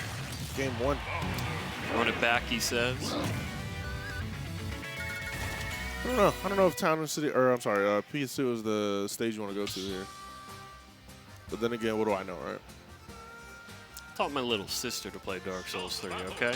She got really confused because the big monster started swinging, and I just went, anytime he starts swinging, press the roll button. Guess what? She beat that boss 2 tries. She doesn't even play video games. Whatever, man. This getting personal, I apologize. No, I just, Elden Ring, I'm telling you, I'm getting old, I'm getting mad at video games. I haven't played Elden Ring, so I Ever? can't. You haven't? No, I haven't yet. It's Dark Souls. That is Really? it. Yes, that's it. It's the same game. It's like buying 2K24 and 2K23. Okay, now you're being silly. I am not. I'm just like, bro, I'm literally playing it. I'm like, this is just Dark Souls. That's it. Except for you get a horse and it's open world. All right. Oh, do you get a horse in FIFA? I don't think so. Yeah, but you get soccer players. I don't know. I don't play FIFA. So Oh, wow, new ball. Yeah. Yes. Listen, I like sports, but even I think that's ludicrous. All right. Great jab to side B combo there from KBean. They need to start doing what the shooter games did and start inserting celebrities into the sports games. They do that for 2K. For 2K, they put like... Yeah, Justin Bieber's in like Is he? Yeah. Oh, okay. Yeah. Madden would never. They're not creative enough. You're wearing a helmet. Why would you do that? You can have big head mode, right? You can have, like, get it arcadey, you know? It's NFL Blitz. Do something fun with the game. Gosh. I miss NFL Blitz, I'm not gonna lie. All right, we're not talking about this match at all. I'm sorry. You got commentating to do. I know. Not me, though. Give me Dark Souls 3 was good. All right, keep it going. Come on. It was, or I'm going to start talking about Dark Souls if you don't start. Okay. All right. All right, KBean. It's disadvantage. Like Dark Souls 3.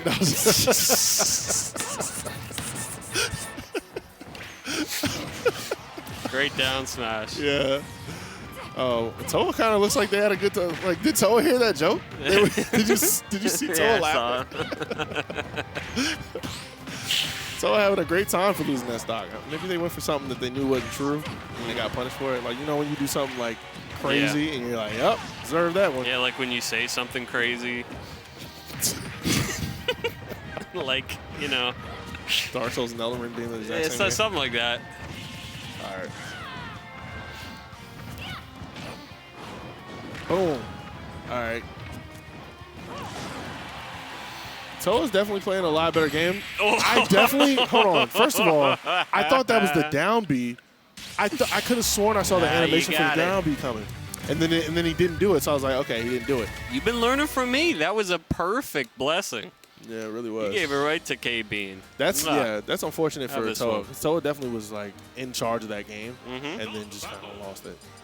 But I can make anybody win if I want it. That's the truth. Towa looking like they're about to switch up their character here. All right, Byleth. Sticking with the Fire Emblem. I don't think I've ever seen Towa play Byleth before. I mean, I'd say this is a better matchup, but how good are you at Byleth? We're about to find out. We are about to find out. The range on the ground is in favor here in terms of Byleth. Because I think you're right about Corrin having to land on your shield. That's about the entire gameplay. It's not the case for Byleth. But, I mean, all of that's just a big oversimplification. Yeah. I think Byleth can play around any shield better than Corrin, but there's other factors to that. Oh man, getting a little too greedy there. Yeah. Yeah, that's unfortunate for KBean. Should have just chilled out on stage. All right. Going for it. Can you ledge trump on that? I don't know if I've ever seen it. I think the timing is tight, but I think, it's possible. I mean, the big thing is it calls out if you go over the ledge. But I don't know if you can grab and then immediately, I don't. Dude, every time Towa loses a life, he just starts laughing. That's the right mentality. That is the right mentality. Some of the best players have had that exact mentality. All right, another run-up grab from KBean. KBean putting on the damage. And then coming in with that Nair. Byleth's Nair is like such a great move. It's a cheap move in my opinion. It's a good move. Fantastic move. And then what a call out there from KBean going with that F tilt. And then the up smash. Ooh, good parry on the second. Great parry on the second one. I totally forgot that there was a splash hit box there. Missed the full conversion there, got punished for it. Tech roll away with arrow. Yeah, that was the first time I'm seeing an arrow, so that was a great placement from Towa. I'm not gonna lie, the Byleth switch was a good pick in my opinion right now. But KBean is KBean, so you just want KBean to win, don't you? I think it was a good pick. Towa. Anyway, all right. Nah, KBean is schnasty. I'm pretty sure the KBean's no. KBean is definitely PR now. I know that. All right. Oh man. That's my fault. I should have said something like, Towa yet to get an edge guard. You would have gotten it. Would have gotten it, yeah. All right. I know they're looking for some type of long reach aerial and the down air. What a statement. Yo, that Nair beat out that up B. That grounded up B. I saw that. Thought there was armor on that move. I guess not. Right now, this is pretty true. Wow. Yeah, Used it to cover roll in and out. Oh my goodness. That would have broken any other character's shield. Yeah. Are you serious? That actually makes me a little mad.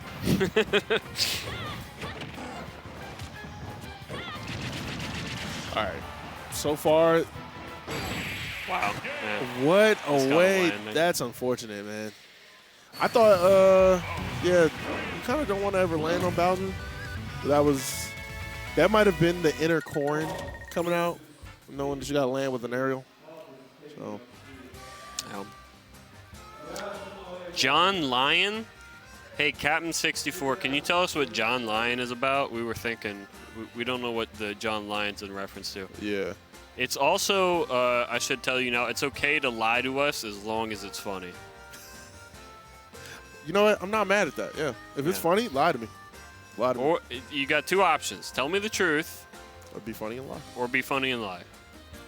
What's you have 30 seconds. What's it going to be? Captain 64. What's it going to be? He's probably off the stream right now. Probably. I have no idea, except my friend hates him. What does that mean? All right, I'm looking it up. John I have so many Lyon. more questions after that. I It's a have singer? no idea. There's not even a picture. The singer? Give me images. Google images. Hold on. Is this a guy with a lion head? No. Who the heck? He's a Rasta. Who the heck is this? He's a Rasta, so he's John Lyon. Okay, all right. You know when Snoop was Snoop Lion, right? I remember that, yeah. Yeah. But all right, KBean versus Smub. We're going to go with that's what this is a reference to. I don't know. I'm just going to ask KBean. It's John Lyon. Maybe he's like the little B for Jamaica. Oh, you know Lil B? Of course I know Little B. I'm white. All right.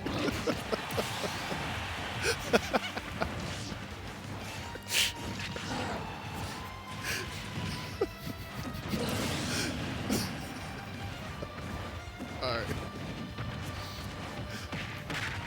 Even Seth so far. Yeah, pretty even.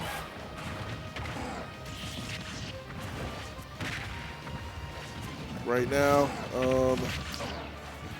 one of the things is like Smub being Smub, you know, the player who they are. Once they get you in disadvantage, it's pretty much a wrap. Pretty much GG's. Either take this 80 or die. And right now, Have they played each other before? I swear I've never seen this. I'm sure they have before. Maybe not on stream. This is interesting because I don't know, I feel like the way I hate to keep talking about KBean style, but it really interests me today with what I saw. I mean, Smub's still Smub, but if there was a top player right now in the region, I think could match him, it would actually be KBean. All right, we shall see. Smub or KBean needs to hurry up and get this stock off because Smub's gonna put this damage. That's a quick. No, it's not gonna do it. Hold on, let me pull up bracket.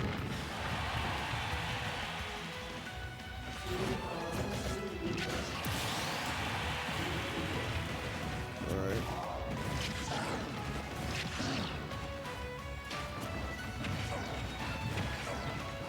Man, Smub just knows what your recovery option is going to be before you even make it, just to take you out with the F tilt, man. It's crazy. Dude, look. Hey, now we're talking. Oh, man. I'm going Falcon. Yeah, I'm going to play Falcon in Redemption. Since I played all my other characters. I'm going Falcon. Start the battle. Ridley. All right, game 2. I wonder what rank this Ridley player is. I think he's Diamond. 3, 2, 1. What rank? Go. Number 1 in MWBA. Either that, probably Master Sergeant. Oh, okay. Probably Lance Corporal. Oh. What you know about the Marine Corps? What? What you know about the Marine Corps? Hoorah! Those are 2 Marine ranks, even though they're all kind of similar.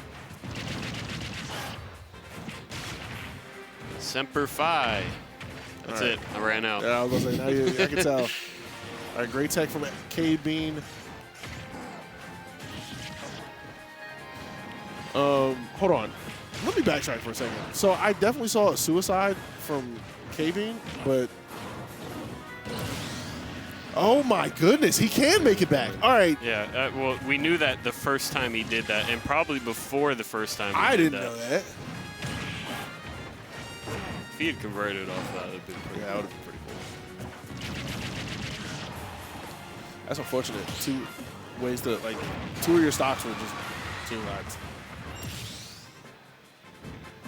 But all right, KBean finally on the board. Going with that jab there to grab, and then following up with the nair on the top platform. But smub had something to say for that. Oh man, just a little bit of that up B stuffed out that attack. Wow. I just noticed Smub blinks like once every minute. Hey, locked in. Smub is locked in. What Wow, a nice call roll. out from KBean. I need to start blinking a little quicker. All right, KBean's playing a little different this game. Yeah, I told you, right? Even despite those two SDs, or those, I guess, would you consider those SDs? Those were absolutely SDs. If he brings us back, it's pretty nutty. Yeah. Against Smub of all people. Ooh, that tech roll in is going to get punished. Oh, this is not looking good for KBean at all. And that air dodge. Oh, all right. KBean knows how to pilot this character, able to make it back. All right. Oh, Oh, no. man. You don't want to be off stage against a Ridley here. One of the best. Trying to call a jump there with that side, that rising side B. And that's going to be the Can stop. you imagine, though? Oh, he almost survived. Hoorah.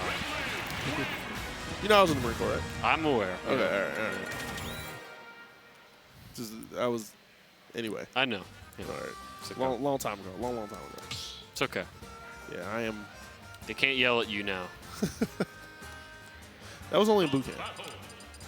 Actually, not Yeah, true. I was about to say, don't Not they true. yell at you all the time? Not all the time. Not all Okay. the time. But you get some people, like my old sergeant major was a 2-time drill instructor. So when you got in trouble, he yelled at you, made you, gave you bad flashbacks. I never got yelled at because I was a good boy. All right, KBean playing this first stock pretty well, getting a quick. Hey, yo. All right, KBean had a statement to say. Like, them first two games was a little easy. That was a weird animation. Another command grab there. 58% already on smub here.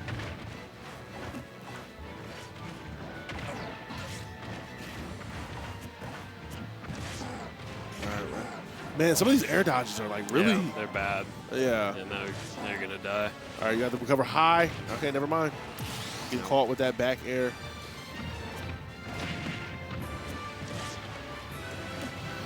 Right now, man, KBean with these side Bs. I think in this particular game, he's 3 for 3.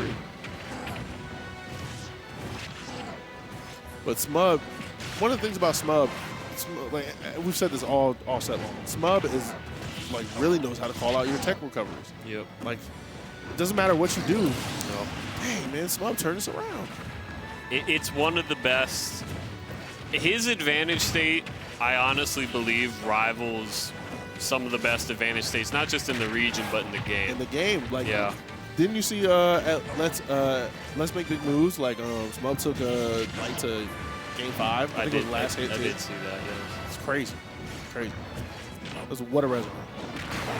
And then Smub still not taking that stock. See, we're dumb being commentators. We use all these words. We could just be like Lost fan and say Smub is smubbing right now. And he just summarized all we just said right there. He kind of did, yeah. Yeah. I'm ashamed.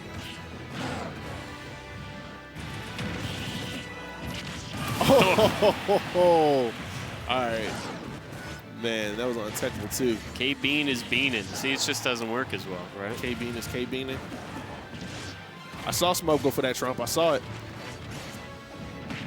And then landing with that falling there, putting on the damage. But all right, Ridley's got to nair their own just to get hit with the F tilt, but Bowser's heavy. And that might do it. That air dodge is a little spooky, but that back air even spookier. Taking that stock. Game 3 Have on. we had nothing but 3-0s? I think so, man. These sets have been winners going. quarters. Yeah. These sets have been going quick, man.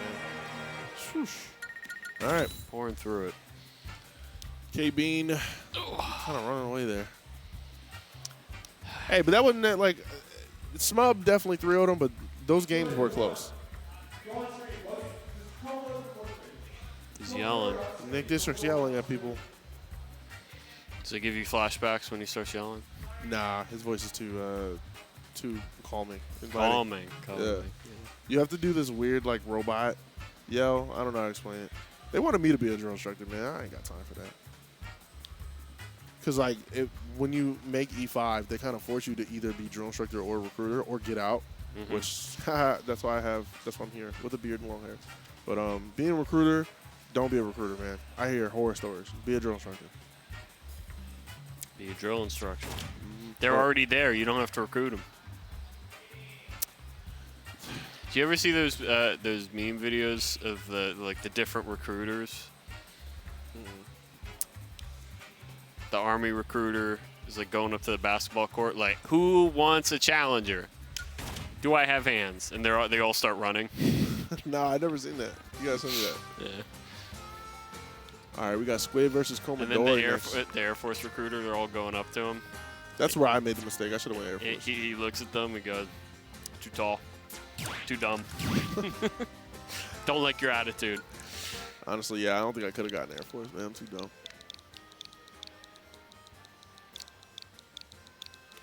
Shipwreck. All right. When are they going to call me for redemption? Yeah, I don't think it started yet. I wonder who I'm playing. Oh, there's not even a losers round anymore. They took the losers away. Never mind. I'm not going. I'm not going Falcon. Oh, I'm definitely going Falcon. Because my Game & Watch and Min Min are garbage. I think, looking at this bracket, I think Dave's going to win. It's going to be Richter. either you versus Dave and Grands or Neptune versus Dave and Grands. 3, 2, 1. All right, here we are. Game 1, Squidplumber versus Komidori. Komidori pulling out the Fox again. Probably the better option there instead of Roy or... Who was the other character that Komidori went? Was it... I don't remember right now. It was another space. No, it was Mario. Yeah, Mario and Roy. Yeah, Mario, Roy, and Fox. Weirdly, he decided to pick one of Squidplumber's worst matchups.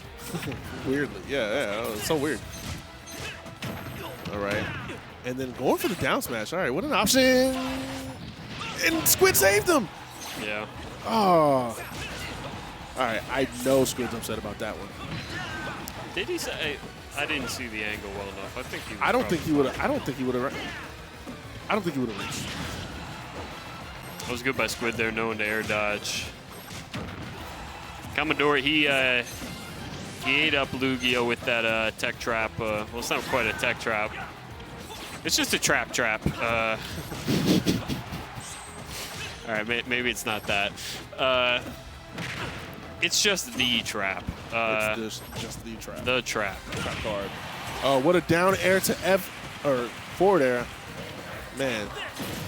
The trap is not a place. It's just a feeling. All right, that was a really bold play there from Komidori, running off with the shine. It's best of 5 for redemption. Best of 5. So they're gonna lose both the commentators. It's true. No, Nerf's gonna come up, and I hear he's pretty good. Oh, is Nerf? Okay. I figure, why else would you be here if you're a commentator? And then another. What, almost, camaraderie? No.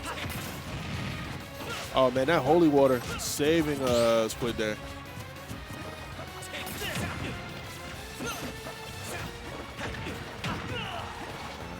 And what? That was nice. Yeah, what an air dodge bait. Squid able to make it back with that tether.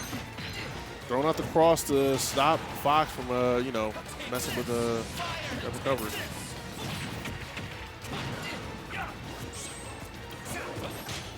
Scary stuff. I And then just try to go far read there. yeah.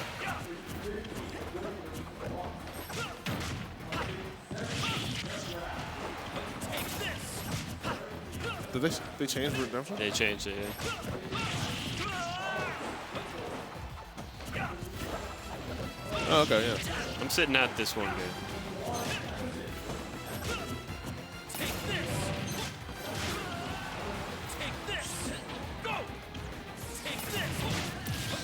right. Yeah, I mean, this is a matchup Squid knows very well. Yeah. And it's not like when he lost his ED all those times, it was a wash. So, I mean, is Komidori saying he's on ZD level? No, but, you know, he can still win. Komidori's really good. I don't know who this player is, but, like, they're really good. Oh, that air dodge is good. Okay. Now, once you get Fox off stage, especially being Squidplumber, never mind. Never mind. I take it back. I'm sorry. I was gonna say, man, Squid was gonna, you know, turn it around, but let's hurry up and play these games. Me and Just Ref are gonna go play Redemption. Just Ref, you coming back? Yeah, definitely. I'm staying here till I may or may not be back. So we'll see. No. If not, it'll be me and Nerf holding it down. So that's true. All right.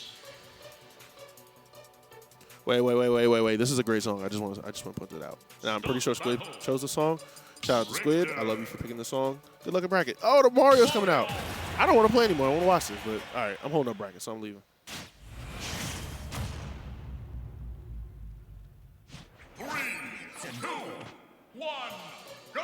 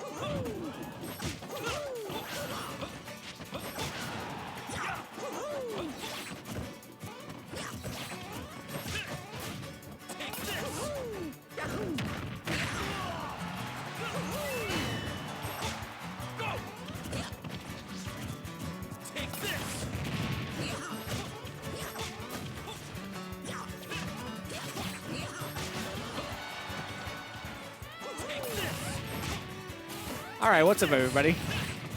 I just felt like hopping on. What's up? So we got Squidplumber versus Komidori. Now, this is the... I saw him playing Roy earlier, and now he's playing... oh, wait. 4 Deathless? Okay, cool. Sure, whatever. Squidplumber is still with a good lead, but this could easily turn into something a lot worse. You just got to be careful here because the Belmont reversals are... But, well, they are sometimes not necessary. I need to finish my own sentence because it felt like Squidplumber, or really Komidori, kind of finished it for me. The SD after that big haymaker, you know what? We take the risk, but sometimes you just fall a little short, and you can't fast fall that fast. I'll tell you that. So that means we got Squidplumber taking a game. Kind of surprised he was down game 1, but, you know, on a Friday, anything can happen here at Xanadu. So we're going to small battlefield, it looks like. This is a pretty solid stage for Mario for good reason. We'll just have to see where Squidplumber likes to create his space on this stage. Okay, so this is the Roy coming back out. So I kind of alluded to it a little bit. We did see it earlier on stream, but the Roy coming out, we're putting away the Mario. The Mario? Yeah, the Mario is what we just lost with. Didn't they go Fox game 1? Well, I mean, if in game 2 we win Mario. So. And he lost that game, right? Okay, so so she lost game 1 with that. Because, I mean, okay, so the Spaceys versus Belmont is like a really bad matchup for Belmont. This matchup I do know is actually not that bad for Belmont. Yeah, I mean, and I think that's why we probably didn't want to go at game 1 at the very least, or game 2, I guess. And she won game 1, though, so that's my main question. Maybe she's just deciding to flex the Iron Man skills? I mean, yeah, maybe. Maybe we just want to play a different character in every game in the set, because we did at least see some of these characters earlier tonight. I know we saw Roy in an earlier set, but this is one of those things that, I mean... That's unfortunate. Yeah. Roy can at least create that pressure where you are kind of expecting them to swing, so you feel like you have to swing too.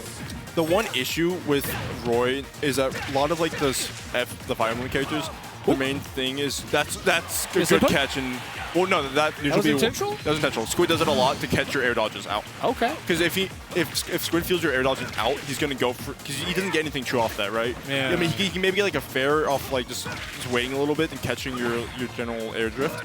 Sure. But the axe is more likely to kill. Okay. Cool. But the main issue with going like the FE characters is that they usually tend to stick their hands out when they use like their sword moves. But Roy also, like, when Roy uses up B, they extend their hand like directly up. So you're more likely to get clipped by the.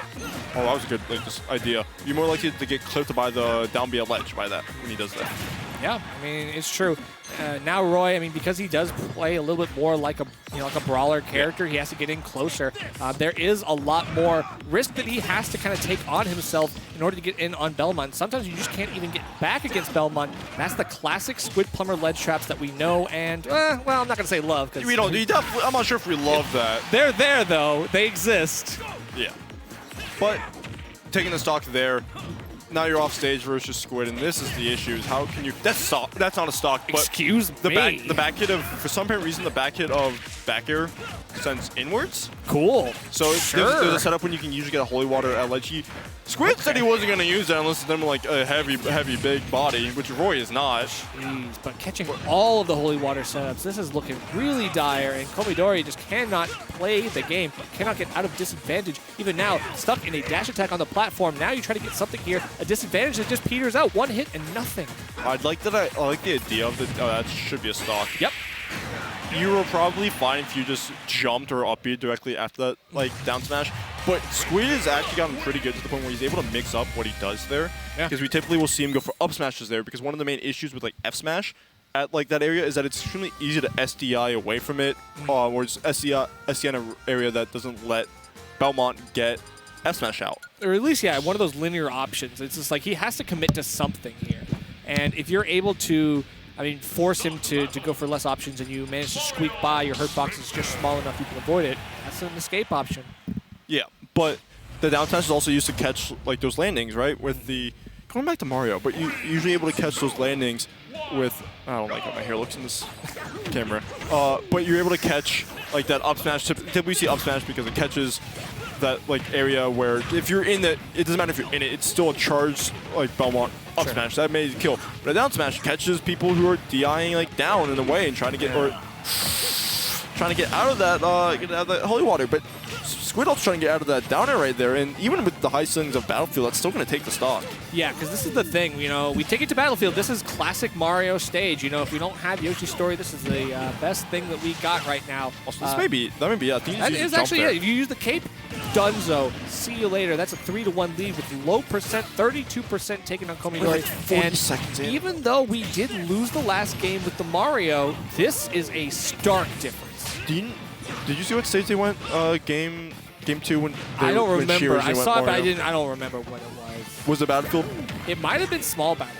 All right, because Battlefield, like that's the classic Mario pick, right? Whenever it's like that and Yoshi's, right? But obviously we don't have Yoshi's on our stage list. Yeah. Oh, but That's this a nice is little the reset. danger of bringing Belmont to Battlefield. Squid does love those setups he can get off those platforms. Also, it looks like I think Belmont's get-up animation off after the first hit of down tilt accidentally put them into the fireballs. Normally they'd be able to crouch to that, right? With the down tilt, the low profile. Yeah. But I'm pretty sure the fact that they instantly got up after it was the downfall there. Right. And it looks Fireball like, block that? That's it insane. looks like, I mean, Fireball is such a good move just to kind of like mess with things. It's not necessarily going to beat out the projectiles, but it will send the cross back. As you can see, it does deal with some of the pressure tools. We get the air dodge forced out, and now can we get the B reverse? No, the B reverse. That should be stopped. Yeah, the Fireball was a little bit of a gotcha play, but we still have all this time to play with it. A jump, yeah, you're dead.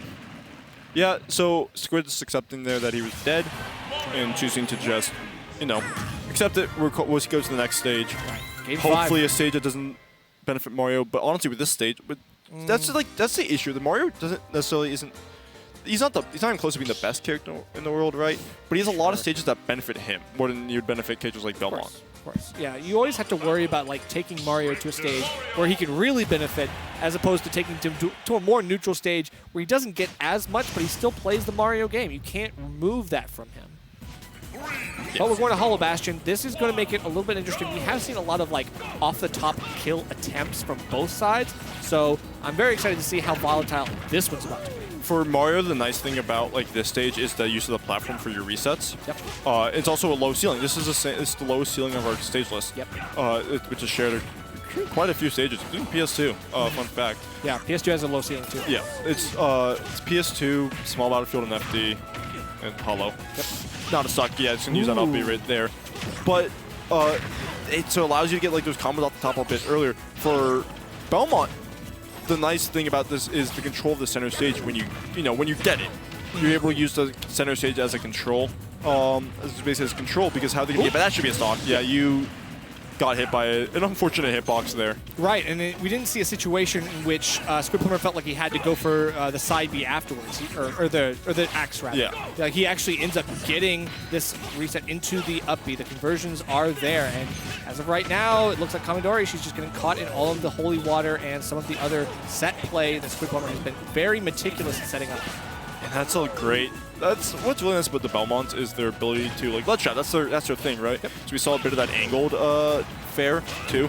Trying to get an up smash call out there. Not gonna get a crazy, a little greedy. I like it though. I mean, that's the kind of good stuff. And we get almost. I mean, I'm surprised the upbeat didn't come out there. That's the perfect hitbox for it, because we've seen that upbeat doesn't kill. Yeah. But if you're able to get the spike hitbox and it sends you, and then you get to the point where that bounce off of.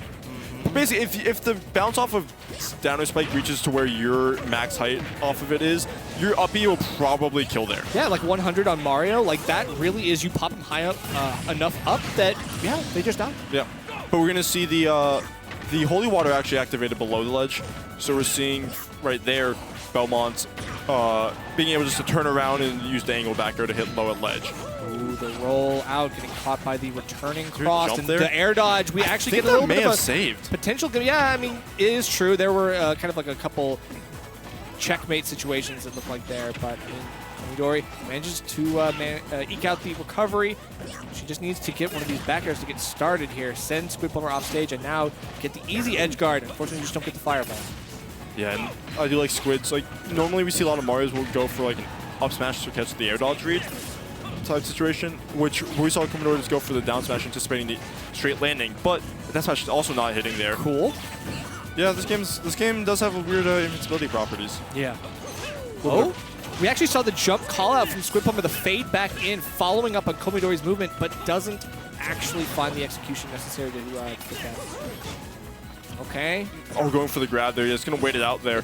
And the one thing about Squid, though, is sometimes he just does, that said, is failed to close out sets. Like, close out games. He can be up by quite a bit, but if he can't find his kill, that's just a general problem with the Belmonts, right? If he can't find his kill, it's a Belmont. They are perfectly capable of dying at really low percents if they get hit by, like, one strong option on that stage, which we're also on Hollow, so that shouldn't be it. Yeah, it shouldn't get a fair there.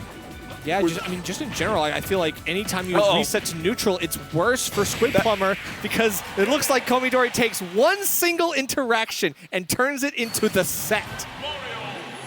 That's crazy. What did I just say? I Called it. Yeah, because we see, like I said, we see this quite a bit from Squid. Well, if he fails to close out a stock and close out a game, it's not out of the ordinary for him to take that initial damage and then just die. Yeah, for sure. It's like the recovery of Belmont put on full display, the weaknesses just calculated and crushed. It felt like there was so much that Squid was doing on stage, but once he got off stage, all of it fell apart, unfortunately. Anyway, that just means that Komidori getting an upset on Squidplumber moves on and Fight smub. Yeah, fight smub. So that's winners finals. Smub versus Komidori. That's coming up down the pipeline. And we're gonna wait into losers. We are gonna wait for the other set of losers top 8 because don't really want them to play, and then they have to wait. The loser that has to wait like 5 hours, right? Yeah.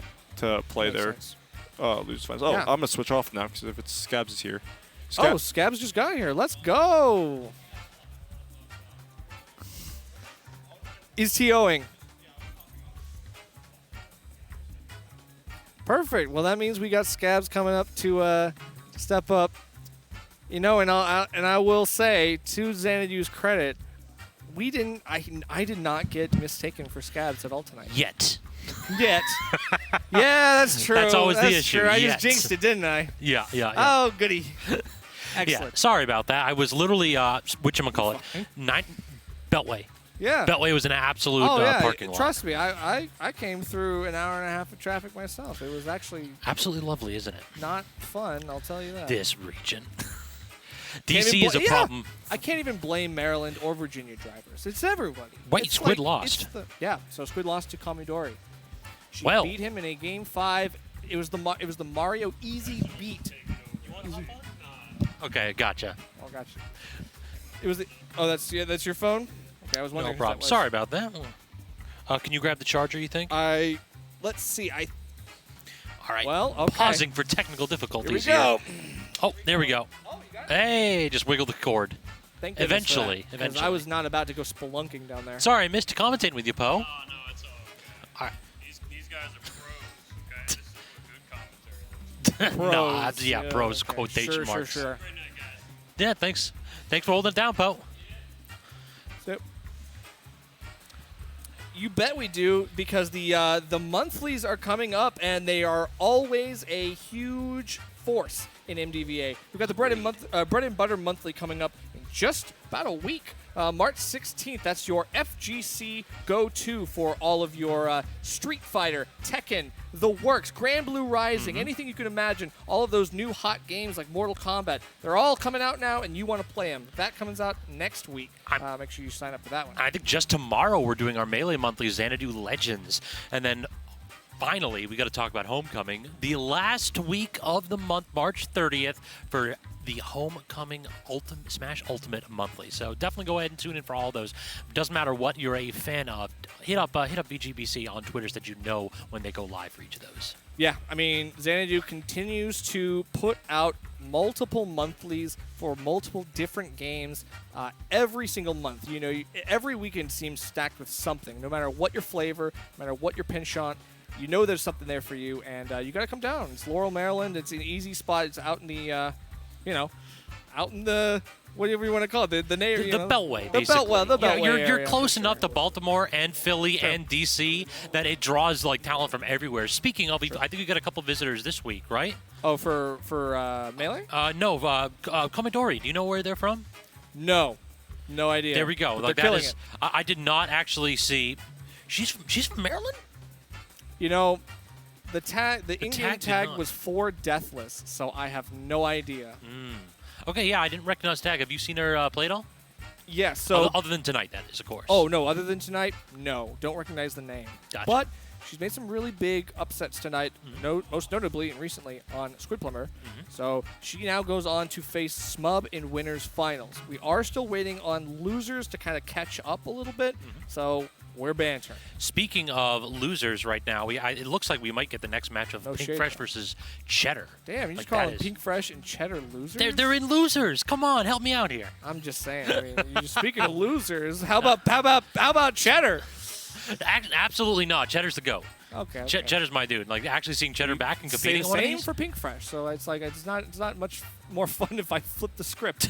So yeah, we got Pink Fresh over Kim Boyachi. Pink Fresh was in losers really early, like round 2 or 3. Lost to Lugia. Congrats 2-1. to Lugia. That's a hell of an upset. Nick claims that Pink just probably went Marth or something. Which I Pink mean, Fresh to has his credit, won he's want to Xanadu's do. at Marth. Yeah, he is want to do it. I appreciate that he plays something that's not Min-Min, because thank God we got something else in the mix. Yeah, so it looks like either the bracket is slow to update on my side, or we're waiting for these and it's been seeded there. But it does look like Lugia is out now. Okay. So losers round 5. So Lugia made it 1 round deeper than Pink Fresh is right now. Lugia lost to MegaAntMan. We have Boat and K24 wrapping up their match, as well as Cheddar and Jaxma and Towa and Pink Fresh. Jaxma. Okay, interesting. Not a name I'm familiar with, but the Towa Pink Fresh. That's a banger right there. It is a banger set, but I mean, Pink Fresh walked to the setup saying, "I wonder if he'll interact this time." So you know. Oh, that's great. And by the way, great. that's been going on for a while. 28 That minutes, was by the going way. on before 28 I got minutes. on commentary. Oh, God. That was going on We're before good. the last sets. Well, no, not. Yeah, before the last set started. So I have a This is bet game with 5. you, Nerf. Would What? you like to put down a few bucks I'm about down. whether or not we're getting out of here before midnight with an under 40-person grind? Oh, it's 9:30. Means we got 2.5 hours, give or take. We're in winners final, so we have that.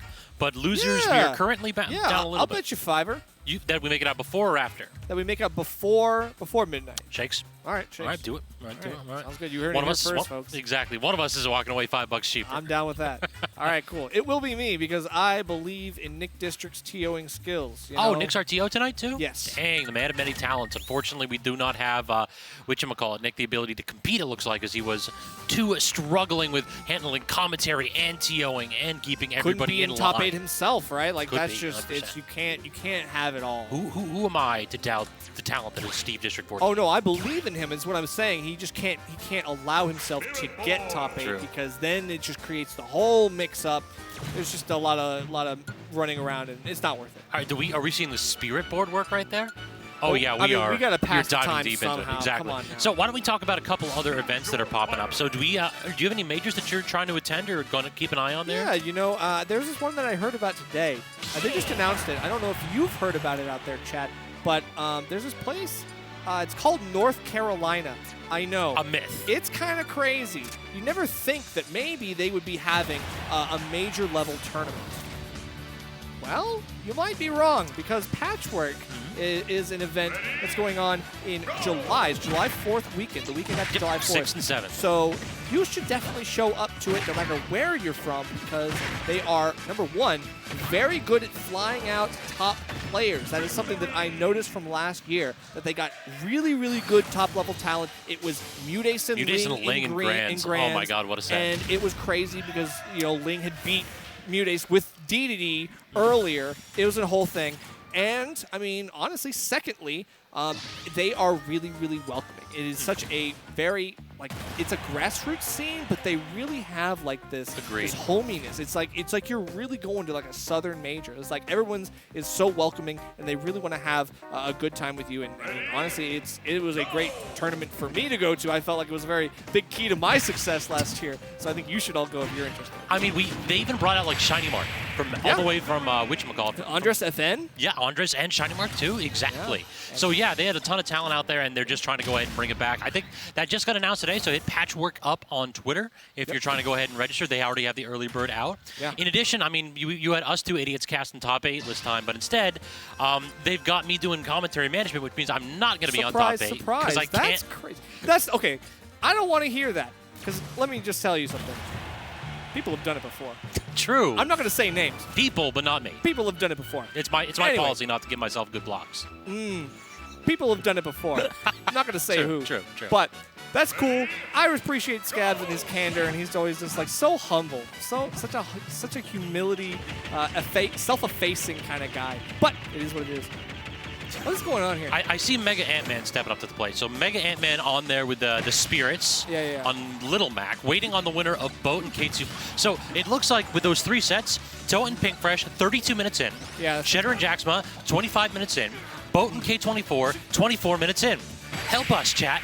Please. I might actually lose $5 tonight. But yeah, so it turns out as This isn't best of 5, is it? if something that you always best of 5. Yeah. God help me. So quarters were best of 5. That's a Nick Oh, decision. no. Anyway, but yeah, it's actually kind of funny because who would have thought that the key to making Little Mac a decent character is random stages plus spirits plus items.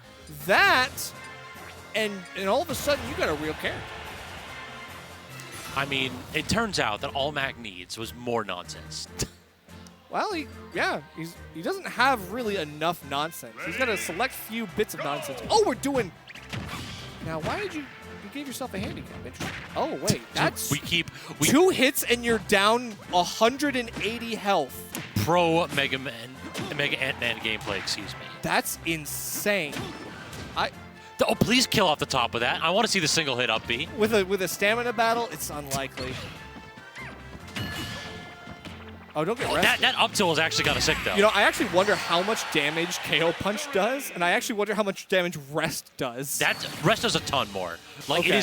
Rest does an unreasonable amount of damage. Damn. Little Mac got the get. All right, anyway. No. All right. No. Anyway. No, Nerf. Come on, please. he did. Okay, anyway. So we're getting a little bit of the what is it? The spirit board filled out. Yeah, that's all good. Yeah, this is like, what are we at? 6 years or 5 years since the game released? I think we're close to 6 now. Yeah, we're getting into 6. It was the end of 2018. Still haven't finished the spirit board. That's kind of nuts. You know what? Priorities. We have our priorities. It's just simply not something. And that was Squidplumber playing that game. So. We need to see somebody come in here brave enough to finish up all the achievements before the game's over. Like once Switch 2 gets released and like Switch 2 and then You're Smash, I don't know, what's beyond Ultimate? Smash 6. Smash Infinity and Beyond, with the Toy Story tie-in. Smash Reset. Smash Them Hearts. They're going to do Smash Reset. I would actually be super down for a small roster Smash game. Like 16 or so. That would be really, I could see like light. 24 with DLC.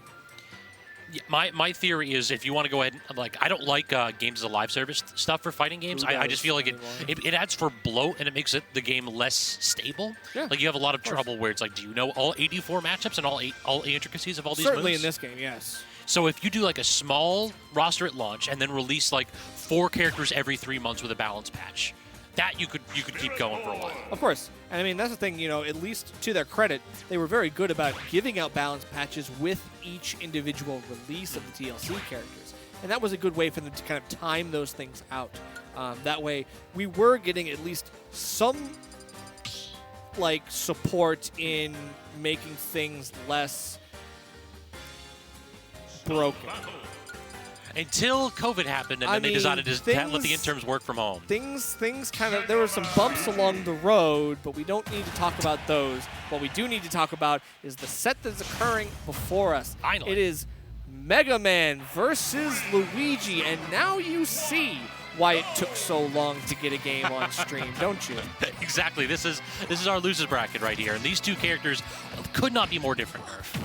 Could not be more different, but I will say there is one thing that they share. The Venn diagram has a little sliver in the middle that says camping. True.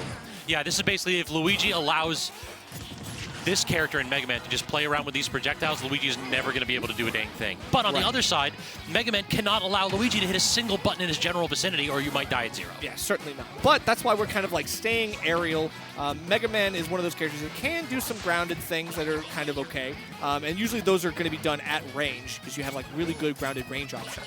But the aerial options, as long as you're able to consistently throw out the disjoints with the bear, and try to beat out some of Luigi's options, he can't really get the grab because you're just like floating around. Did you just die? Oh my god. Ever so slightly had enough drift after that up B. Every time Luigi gets hit once off stage, I'm immediately thinking this character's never coming back. I would think that, yes. And honestly, sometimes you're right. But at this point, it looks like K24 has the skills to pay the bills, to get back to stage at least. That heavy knuckle very nearly ending that stock. Instead, we just got the down throw into the back air, so sending K24 into a good advantageous spot there. But great get-up attack right there, just recognizing that tornado might be involved, but it's early. And then the air dodge directly off stage, and that's an easy stock. Hold buffering, Nerf.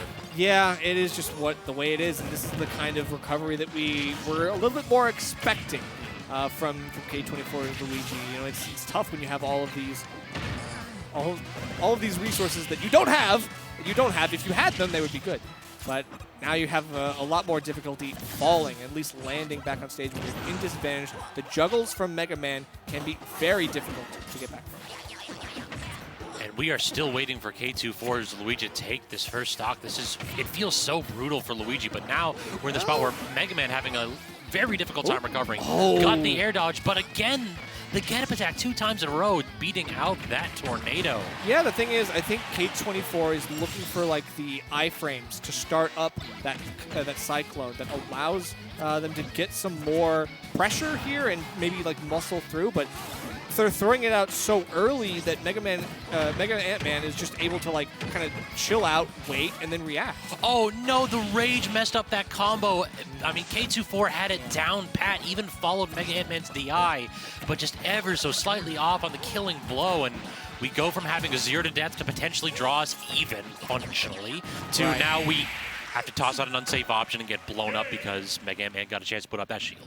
Right, and once you get that up smash out of shield, I think that was the first stock that we also saw a kill from that as well at ledge. And that's the danger of challenging MegaAntMan's shield because, I mean, he's got those options on lock.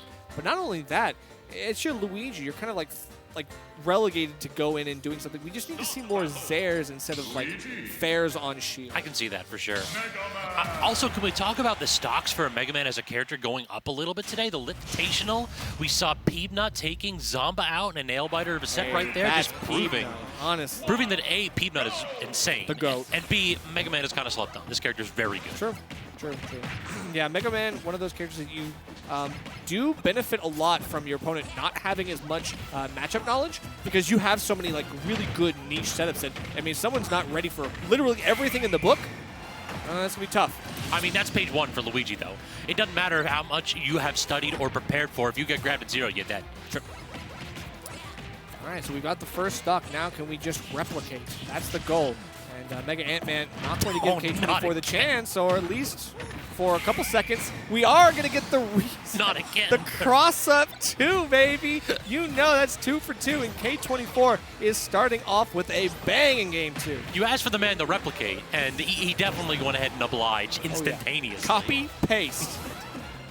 Ooh, great little Trump bear right there, though, putting K24 in a really awkward space with this recovery, but no challenge on that side B. Where's the hard knuckle? That's what I'm expecting. Although I will say, we have seen a failure to catch the quick recovery of the Luigi up B thus far, so makes sense. Stuck in shield, and look at that pressure right there from the Crash Bomber. And now, yeah, this is Luigi where we don't want to play defensively for a little bit. We have to go in, so I do respect that dash attack with his air confirmed. There it is again, aerial fair on shield. How many times are we going to see it tonight before you learn? It's a beautiful call out right there, Nerf. I mean, you just recognize that unsafe shield pressure when MegaAntMan's got that easy out of shield option. You can't do it at kill percent. And you got to use the Zair. You got to use a more ranged option. The jump fireball was also really solid. You're able to poke down the shield to the point where you can poke MegaAntMan's head through that, and you can see it. You can see they're both really trying to go for that. Catching the Metal Blade right there. Now, I don't think we have a double jump here, so we have to air dodge, but K24 selling out on the low recovery instead, getting double up air into back air. Does keep the double jump here, so we do have a good opportunity, and I guess that's why you don't want to challenge the Luigi side B. That MegaAntMan got hit around like a ping pong ball right there and underneath that's crazy that because stage. I think they teched it they still could not get back, which is absurd because MegaAntMan's recovery is one of the most privileged in the game. Oh my, yeah, I mean, it felt like it was like you got the initial tech, but then got stuck underneath the stage. The lip, right. Yeah, it was like panic upbeat, it maybe, but maybe I just didn't have to jump, but you got to hold out a little bit. Make sure you're up being straight up because that Pokemon Stadium 2 underside will get you every time. Yeah, definitely a difficult spot to find oneself in that situation. So, I kind of, though, if I'm MegaAntMan, I'm like sitting there like, okay, I did get 0 to death twice, and I still kind of kept it competitive. So, perhaps we just say, just don't get 0 to death. It's that simple. The key to success. Yeah, you're not wrong. As of right now, we're going to a smaller stage in Smashville. This is going to give K24 a little bit of, I think, a little bit more room to kind of like run down MegaAntMan, but this is MegaAntMan's choice. So I have to see like what the game plan here is for a zoner on a small stage. The game plan should not be to hold shield like that. That was 100% MegaAntMan getting pressured in the corner, didn't have a defensive option ready, just said, I'm going to stick in shield. And we're kind of seeing what happens when you stay in shield against Luigi. You get grabbed, you get hit for 60 or your life. Ooh, and we still are able to keep this advantage state going. Somehow the Lemon clanks with the Cyclone and gets Luigi out of the Cyclone just in time to not get punished. Luigi's can do that. Basically, you cancel all your end lag and end the Cyclone early, and then you're actionable. So you basically get all the good things about Cyclone, hitbox, invulnerability, and none of the bad. Yeah, wow, very nice.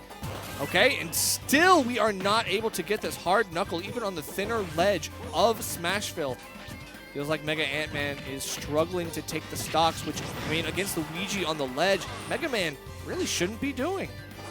Yeah, I'd like to see some of the old Peepnut-esque just reeling back with a forward smash to cover roll and standard down, because we've been seeing that quite a bit from K24. MegaAntMan just has been trying to scrap in the corner. What happened there? So you get the grab, all of a sudden something happens. I don't know if it was a lemon or something, but because there is a grab reset timer, you cannot get a grab right after a player gets out of a grab. Like, you can't re-grab them again. Yeah, you just don't get another one, so it goes through.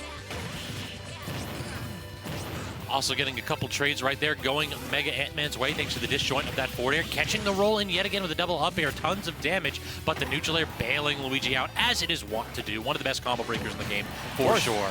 And now it feels like Luigi is the one getting all of the edge guards. We saw a little bit of this in game one where I noticed that there was a very long ledge trap scenario in which Luigi was edge guarding Mega Man, something that is very difficult to do sometimes, by the way. And I think we're seeing a little bit more of that now. And it feels like K24 is starting to set up the traps really effectively. MegaAntMan just can't get back for free. Does manage to land the back air there after the failed Trump attempt. Jumps back, and yet again, the recovery not being intercepted, I think, is probably one of the keys to the game here for MegaAntMan. I feel like if you get one or two stocks off stage, this matchup becomes so much easier because you can actually fade back instead of having to pressure the Luigi. Right, but meanwhile, we're 142 and Luigi just hanging out, getting the right timing. MegaAntMan is just kind of like prematurely throwing out that F smash instead of holding onto it as a pressure tool. K24 has got to be aware that, like, eventually the timing is going to be mixed up, but as of right now, they're getting back scot-free. And so far, like, being a little bit too predictable with that back air and getting grabbed for your trouble. A little bit too high range, though, getting out of that combo into the tech situation, that position. Yeah, you actually are sent into a tumble animation, I think. So it's like you have to tech on the ground, but that is your saving grace here. But we might just get up E. Oh, actually, we quickly reset. Knows that you don't want to jump back in that far, so you get the back air instead. Unfortunately, you overshoot a little bit on that edge guard attempt, and yeah, MegaAntMan is finally able to take the stock 100% later. This is key, though. If you can keep Luigi above you and then keep applying that pressure. Oh, you thought you did. You thought you had a combo going, but Luigi said, what if, though? Finally getting the iframes on the Cyclone to start up, but falling back air into rising back air, a consistent confirm for MegaAntMan. And look at all the damage we've racked up in the last 30 seconds. A whole 100% to match. Double. This is going to be a big edge guard opportunity. The air dodge. Oh no! What happened? So the cross-up, I think, just wanted to, like, transfer the bomb, but you can see the iframes obviously protecting MegaAntMan there. Not going to create the pressure that you need, and falls right back in to the forward smash. Just the wrong place at the wrong time, and I think MegaAntMan was kind of just charging the F smash there. K24 let themselves get hit by that. They were kind of like fighting up ghosts up in the corner. 100%. That is, every Luigi player wants to break tumble with one of your good buttons so that you don't land in a tech situation. The problem is, if you break tumble, you may find yourself in a little bit of lag against a character with projectiles. That is not the best position to find oneself in. So a little bit too errant with tossing out that hitbox and paid for it with loss of a game. Can we also talk about that comeback for MegaAntMan? Yes. So MegaAntMan was down for most of that game, and all of a sudden really kind of plants their feet, gets a lot more neutral interactions that go their way. And it felt like the projectiles were solid. We got a couple good reads there. I felt like that forward smash at the end was a gimme. K24 just shouldn't have let themselves get hit by that. Agreed. An air dodge to the platform would have saved them. But that aside, I mean, everything else was super solid for MegaAntMan. And it's kind of what we expect to see in that matchup, where if Mega Man has the opportunity to play neutral, well, K24 can have a bad time. Right. So game number 4. Game number 4, what lies in store for us this time? I think we're going to see Luigi try to get combos and grabs at low percentages and kill MegaAntMan early. I think we saw the entire game plan from this game. Oh, FD? Yeah, you might be right about that, Scabs. I feel like this is the Luigi stage of choice for a reason. No platforms to escape to. Oh, the Metal Blade actually going to make that combo a little bit harder, but we do get the up tilt. Up tilt leads into so much. So instead of death, we have 70% here. So now, is K24 going to try to play mid distance, try to like camp out the Mega Man a little bit, or? I mean, it looks like they are going a little bit more in. Unfortunately, the back air and a shield going to pressure Luigi just enough. But I mean, in terms of the edge scenarios, it feels like K24 is doing the right things so far. Does get the Cyclone into the down B, but certainly not going to kill at that percentage with good DI in that spot. So now a little bit of leaf shield pressure, edge pressure as well, but I'm just going to do it. What are you going to do to stop me? I'm invulnerable. You can do literally nothing. Yeah, I mean, that catches the Metal Blade item throw, right? It's like Yeah. you basically beat that out, kind of invalidate that tool as MegaAntMan is looking to use it. And the air dodge up, the saving grace here. Unfortunately, you don't get back for free, though, because K24 is going to hunt you down. It is a little bit interesting that we're relying on the Cyclone in those positions at edge. Yeah, it's a lingering hitbox. It lasts quite a while. But, okay, gotta hold back on that analysis right there because that was a phenomenal trump right there from MegaAntMan, but can't get the down air. Gets the forward smash to reset it, though. And are we going low? Are we bold here? No, we're not. We get the roll in, though, and K24 has been relying on that option a little bit too much, do you think? Yeah, I definitely think so. And right now, MegaAntMan is saying, I don't have to go off stage to challenge you. All I have to do is catch up your predictable get-up options. And that just seems to be the easier of the options. Unfortunately, I'm not sure about like the fading in up there. It does catch jump from ledge, but that is really, really like one choice out of 5 that you're choosing to try to punish. It is a bit of a risk. One thing that I'd also like to see here from this Luigi that we're really not catching is we're not getting a lot of effective anti-airs grounded. We're not seeing a lot. You can up-tilt Mega Man once he crosses up your shield with something like a forward air, or even better, you can up-smash him because you get that Mario Bros. Up-smash that kind of lets him do the limbo a little bit, stretches neck out. I mean, it does seem like that, like just above you, short hop hike angle is where MegaAntMan is finding a lot of these approaches on K24. And up tilt would stuff that out for sure. Unfortunately, we're just not getting enough of that. The plunger is falling short in some of these. We get the drag down back air, but MegaAntMan just kind of drops it, goes for a leaf shield. And just trying for the immediate pivot grab. If I'm MegaAntMan, I am not trying to hold shield while Luigi's close to me. I want to back off. And we're seeing it a couple times in a row now where the out of shield game plan close up. It's been really feast or famine. It's either I'm gonna hit an up smash and kill you, or I'm gonna get killed for it. Yeah, and I feel like the lemons have made it very, very difficult for K24 to actually get in, just because that is a grounded option that you can just kind of throw out. It stuffs out the beginning part of some of K24's moves, and it's really difficult for them to actually get an advantage state off of.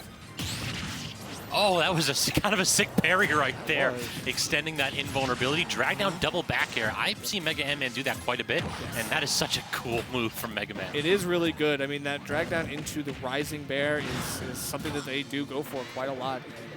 See if this edge guard does pan out. So right now, you still have more work to do if you're MegaAntMan, and unfortunately, it's not going to do enough because the forward smash crosses you up, and you're in end lag. I feel like the idea was there, but just wasn't standing at roll distance perfectly. That move doesn't have the biggest of scoops, so needed to go ahead and dash in just a little bit to make sure that hitbox connected. So we get a game 5. Yeah, I mean, it's interesting. I feel like at the beginning of that game, there were a lot of moments where it felt like you could just cover roll distance and a few other things with the plunger and ledge, that the rolls from MegaAntMan were getting past all of the ledge traps. There were a lot of really good get-up options. K24 was struggling to try to take those. However, we're going to game 5, and it's Hollow Bastion. We're going to have to see if the lower ceilings are going to create the X factor for either player right now, because up B will kill earlier, and you have a few more setups here with the longer stage. True enough. I'm also curious as like who's going to be able to seize that defensive gameplay that we talked about at the beginning of the set. So far, these two have been throwing hands a little bit, and K24 not really looking to change that as he got the low percent combo and continuing with that up tilt. I'm loving that pickup. Oh, and now we've got it because that's the bait. Basically tomahawking, landing with nothing going out, no attacks, and you force MegaAntMan into that conditioning where they're instinctively going for the up smash out of shield. So now the low recovery yet again, no misfire, trying for that down air option. Real talk, you know, if you want to be brave, you can go down there at low percentages and just body block the Luigi side B. Once it hits you, it stops. So if like you see him trying to recover from the corner, put yourself in a position where it's like, I'm at 0, I'm not even going to have to tech this. Right, exactly. And yeah, it's really kind of like low risk unless you get like a misfire and then all of a sudden things can get tough. You might have to tech on the stage. But yeah, you're right. At 5%, there's nothing really, you know where you're going, so you're all good. Yeah, 100%. You talked about how good their recovery is. Oh, twice in a row, the unsafe up B. That still is too early for the kill, though. That's the tough part. Is good damage, though. That's for sure. No, you're right. And it puts him in an unfavorable position, but look at all the setups into Trump. MegaAntMan has been looking for it many a time. This is starting to feel bad. Jeez. The third up B in a row. You get hit by that once and die, and you're like, okay. You get hit by it twice and don't die, and you're like, maybe I should stop doing this. The third time, maybe it's you. I'm serious. That's like letting a Jigglypuff like just run up and rest you. Like, you can't let that happen to you. Like you gotta be wary of these situations, especially now. Hopefully we've learned our lesson. Already carrying K24 all the way off stage, so MegaAntMan is turning up the aggression, but slides off stage, and now we get a ledge trap opportunity, but intercepted by that beautiful aggressive nair. Yeah, I was kind of worried that we were giving up a lot of stage control there, but K24 just kind of like lets MegaAntMan just rescind all of that and bring it right back to center stage. And we find the follow-up on K24's movement, unable to really fall out. Looks like the angle on the metal blade is just enough here, and we're not going to catch that jump. We're a little early, but we did get the right reach at the wrong time. Up smash also finally connecting in that position, and oh, we finally get the misfire, but not at a position where Luigi will bury himself. So K24 managed to get away with one right there. Oh no, that's your out of shield option at that range. You dash attack. That's kind of surprising, but either way, MegaAntMan is still setting up the ledge trap yet again, and this is a much more tenable position than they were in the last game because they're just one hit away from taking the stock, and they're still keeping their percent relatively healthy, but we'll have to see. Trying to keep up that metal blade pressure too. We haven't really seen a ton of like item Z-drop shenanigans from MegaAntMan, so perhaps we don't have to worry about any of that nonsense. The back air will finish it off at 47% too. We are out of the range of these 0 to deaths, but we just still got some nice mid-damage combos too. So we gotta see what MegaMan can do here with this platform perhaps. Oh, well, unfortunately nothing if K24 is smart with the Cyclone play. Even the trades will take that, but the Clanks are even better because we don't take any damage and we get out for free, as we talked about with the canceling. So K24 is still trying to do something here. We've got a slight lead, very gentle lead, but unfortunately it's starting to dwindle as MegaAntMan is dancing around with the projectiles, keeping the pressure clean on K24. You got that sweet nooch going. That's really what we got here, is that finally MegaAntMan able to play his game, play annoying with these lemons and solid projectile pressure, and K24, no grabs, no neutral airs, no forward air combo strings, and no good times for Luigi. Yeah, and potentially no stock soon because things are going to get a little bit more dicey. Looking for the down air. I do respect it, but yeah, you might have given up a little bit. Fair out of shield going to help you out here. And we actually force him off with the Cyclone. Yeah, the Cyclone, the Cyclone win box. Getting up right into it as well. They're looking very dangerous. MegaAntMan could just lose this game 5 if they're not careful about that. Careful about the positioning. Is it just me, or has MegaAntMan been using a lot more leaf shield this game? Like, it feels like that's been a little bit of the X factor to apply continuous shield pressure that K24 hasn't been able to punish yet. That's true, but I think in earlier games they were looking for it, and MegaAntMan was getting knocked out of it by things like Fair and Zaire. So K24 was good at challenging it, but unfortunately not going to be challenging anything here in the stage situation because you're going to lose out to MegaAntMan in game 5. Yet again, it was the unsafe shield pressure too, the dash attacks, a couple of them in a row that MegaAntMan was able to punish, and that was just great patience. The MegaMan, the zoner player, said, wait a minute, if I simply don't allow him to hit me, I might win. Yeah, I think it's just the over-reliance on dash attack, which is the most unsafe move in your game.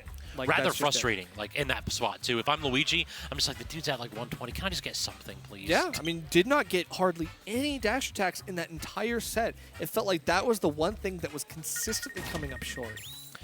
Though, real talk, I'll give props too. We also saw 2 big comebacks from MegaAntMan. Just proving that, again, just play neutral as Mega Man. You'll do a good job because the character does Yeah. And the ridiculous deficit was like a lot more favorable for them in that game 5, but they still were managing to bring it back from that disadvantage, so it's huge. Oh, we Now, are locked winners in. finals. Yeah, winners finals. Komidori versus smub. Now, I don't care where you're from. I don't care who you are. If you're going up against smub, you are my enemy. You are my enemy. You are the biggest villain in this room right now. And some might call smub a villain. Those people are fools. Let's get into it. I mean, if you play the man, he's a villain. Oh, 100%. Plays like a villain, but he's a hero. Exactly. He's a villain with a heart of gold. He is Vegeta. Vegeta kind of took a couple L's, though. It doesn't matter. Smub's taking a couple L's here and there, but he always comes back stronger like a Saiyan. Though I will say, this is an interesting matchup. As a former Mario main, this is one of those where it's either you're having the best time of your life and comboing the big character to death, or you're getting hit with 17 disjointed aerials and just dying at 30. Yeah, and here's the issue. You know, smub is one of the best ledge trappers in the game. Even Mario, with his decent disadvantage, it's just starting to look a lot worse than decent. That's the problem. That neutral air is just so big. There's really nothing Mario can do to challenge it, except if he gets underneath it. Does get clipped by the fireball, but can't get the 2-frame. There's no double jump there, but calling out the unsafe jump out of corner. Nobody does that like Smub. Yeah, it feels like smub is starting to just get into his rhythm, just as I would expect. He's consistently someone who can just kind of do the same thing over and over again, and it gets very difficult for other players to kind of like figure it out, even though he is pretty repetitive. Doesn't mean that it's something that you can't just avoid. Smub is definitely that dude to throw rock 4 times in a row and rock, paper, scissors and win every single time. He wins. It's like, there's no way he'll do it again, right? Oh my god, he did it again, and that's crazy. You throw paper, and all of a sudden, he throws scissors in that one moment. You're like, how did he know? How did he know? Because he's Smub. But he does have to watch out for that Mario up smash. That's always the problem. If you do like neutral on Mario's shield, he can punish that one. Of course, especially unspaced. If you are very not careful with your spacing, that up smash is intangible on the head. It's going to ruin your day. And we get the cape, but it doesn't send him far enough that it really matters. He just goes straight up with his up beam. That actually killed coast to coast. I was kind of like sitting there wondering, every time where I think somebody has the opportunity to match out of that, I'm reminded that nobody has the opportunity to match out of that when the differential favors the Ridley. Yeah, I mean, it's crazy because at higher percents, like the differential gets higher. Kill him? It's Ooh, wild. good air dodge by Smub. I hate to interrupt you there, Nerf, but oh, no, you're good. Mario was trying to do that funny aerial, and I was wanting to laugh. And it felt like Smub was looking for the side B as well at ledge. Komidori almost got hit by it, but yeah, I will say some of the anti-airs are going to be strong on both sides. It looks like Smub trying to catch Komidori's aerials very well. She's looking for something here, and okay, we get the up B. That's actually almost enough, but it's Smub. Back air does put Smub in an awkward spot, so Komidori get another opportunity there, but the recovery has to be like very, very awkward for Mario to get the opportunity to punish. I love the mix-up into down smash. What a play there. Unfortunately, it's just not going to get the kill. At 162, Ridley does have the heft, and he actually didn't die outright to that, by the way. He jumped into the blast zone. Unfortunate for Smub for sure. No double jump here, so Smub, if he hits one aerial, I think that's it. The air dodge, that's an easy reverse neutral air. Do it again with the back air. Yeah, we've seen Smub rinse and repeat that time and time again. What was with that screen shake at the end? That felt visceral. That felt like something else, like the game was crashing. I was worried there for a second. I was like, oh my god, is this a new move? Like, is this a new back? Like, Ridley got new back air or something? A new back air. We got a new patch there. Like, oh my god, I thought something had changed, but I mean, okay, cool. So, I've been on train Nerf all back airs for a minute and a half, but I guess Sakurai finally listened. I know. You'd think I've seen every back air in the book by now, but I mean, Smub continues to show me something new. Speaking of showing me something new, we got Komidori switching the character up again. She's going Roy now. Has she gone Roy too much tonight? Yes, we saw a little bit in the set earlier on stream and on another set earlier on stream. So it ain't working out too well all of a sudden, though. Unfortunately, Smub gets the classic Smub, which is get him off stage once and then immediately take the stock. And here we go. Not again. This is how it goes. Welcome to MDVA. Please, Smub, do it to her. JD4, yes! do it again! Yes, you're there, and yes, JD4! Oh, I can't believe it. Winners finals of the grind, by the way. Yo, Smub just didn't have to do it. Why do you let this happen, Smub? Absolute monster. That was a JV4. Oh my god.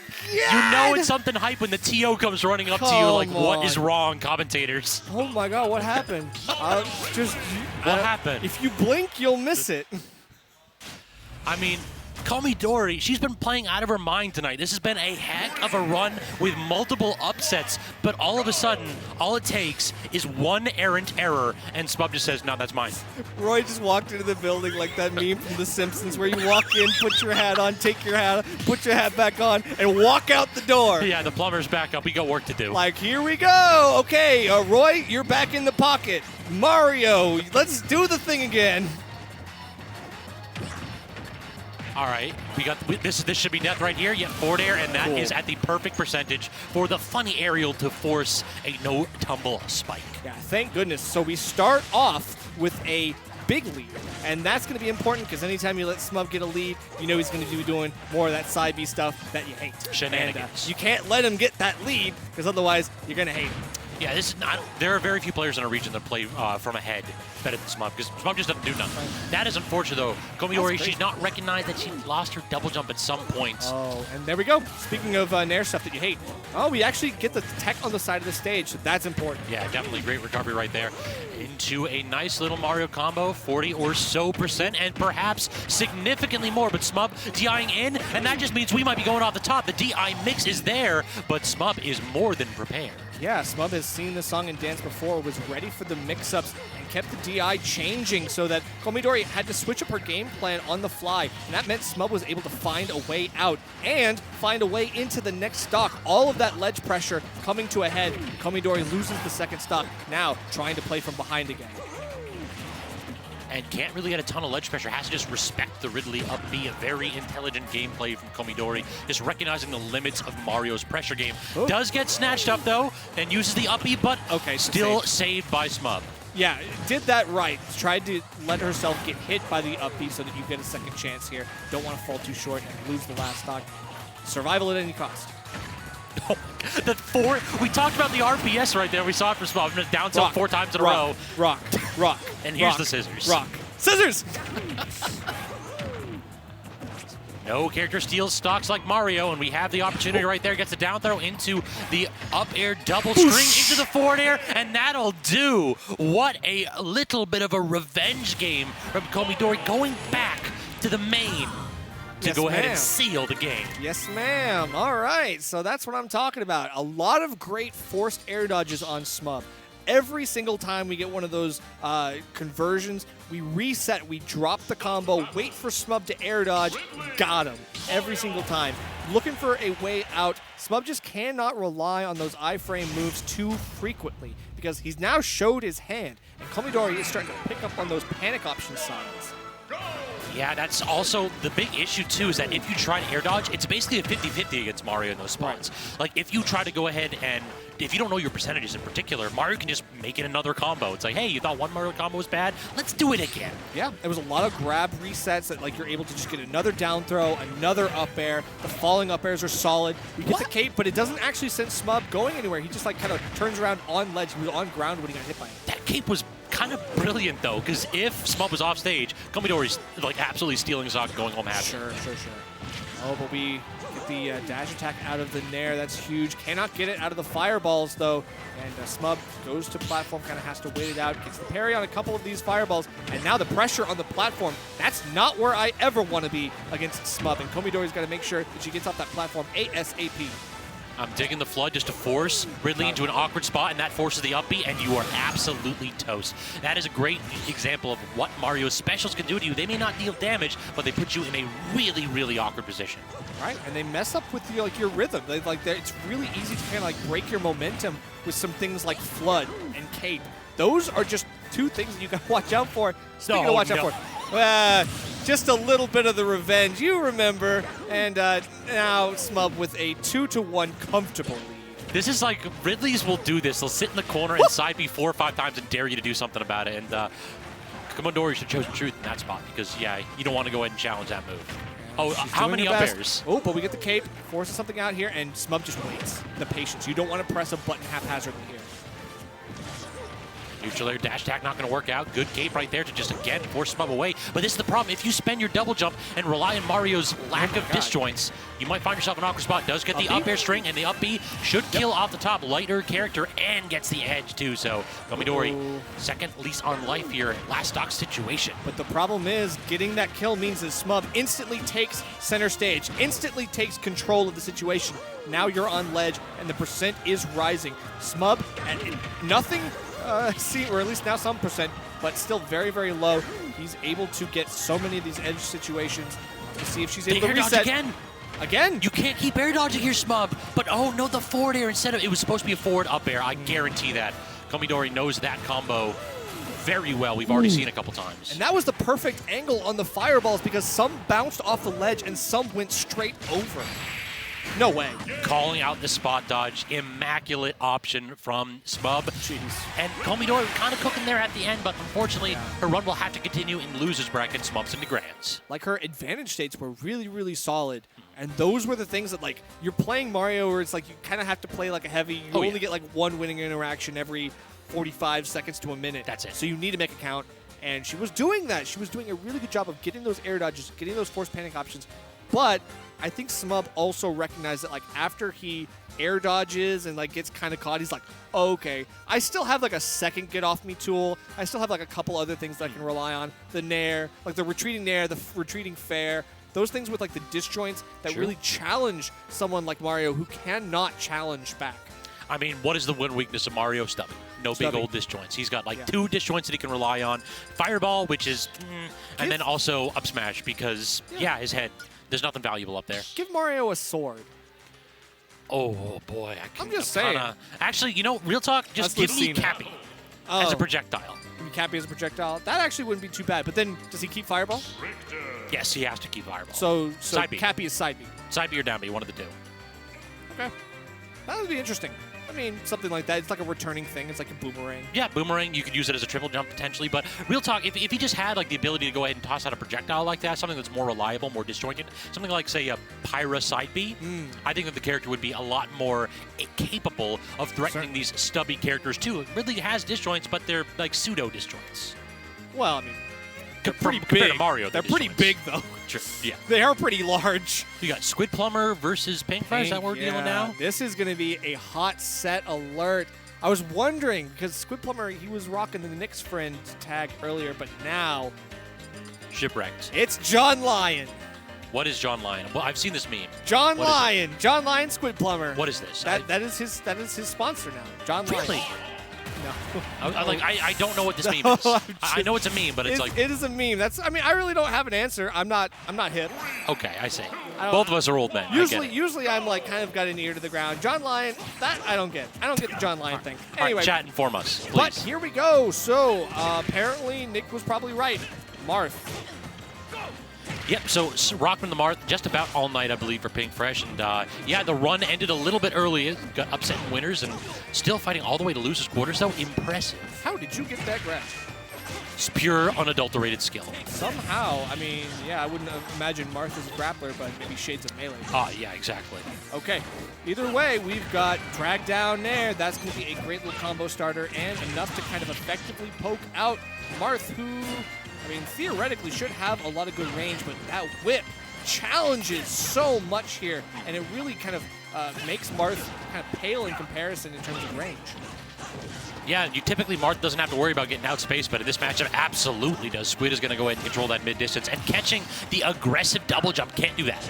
Very simple. Every time Squidplumber is trying to go ahead and get a jump, you know that back air or forward air are going to come out and challenge your options from edge. Oh, and we've got re-grabbed Holy Water, which means we can get a down throw little setup. Unfortunately, isn't going to get the grab, so... Had the right read on the Pinkfresh roll in, though. True enough, true enough. At 162, a little bit of Marthitis there. No tipper equals no stock. We've seen this tale before. Now a little bit of Squidplumber planking in the corner, just setting up those projectiles, and then messes it up. An unforced error. Rare from Squid. Yeah, it is a little bit rare. I will say he probably played a little bit scared. Just made a quick miss input. That's really all it takes sometimes when you're wasting your resources off stage like that. A little bit too fast and fancy free with his projectiles, with his double jump. Sure. Get another grab here. This looks like a good startup, but we don't get the bounce that we're looking for. And Squidplumber just kind of like hanging out too far high up and can't get a conversion. I desperately want to see if Pinkfresh has an answer for Squid's stalls off stage. Like this is a brawl vet right here in Pinkfresh. He knows what to do when people start planking on him or trying to stall off stage and extend those interactions. Well, it's hard with someone who's got tether clips. You know, you can go down, you can challenge with a nair perhaps, or maybe you just body block the whip. That is a really good option if you're at low percent. Fortunately, he doesn't really have that option right now, so we're just going to have to play the more traditional route and avoid all of these options. Up air into up tilt for some damage there, and then also catching the landing, but the good commitment to shield by Squidplumber, not trying to hit an air and button out of disadvantage in that position, recognizing Pink did not have an immediate punish tool. Yep, and now we take full control of the situation. Gets past the whole ledge trap scenario. Squidplumber was setting up. Fresh, good recovery, still getting caught here and there, but no holy water recharge just yet, so Squidplumber going to come up short.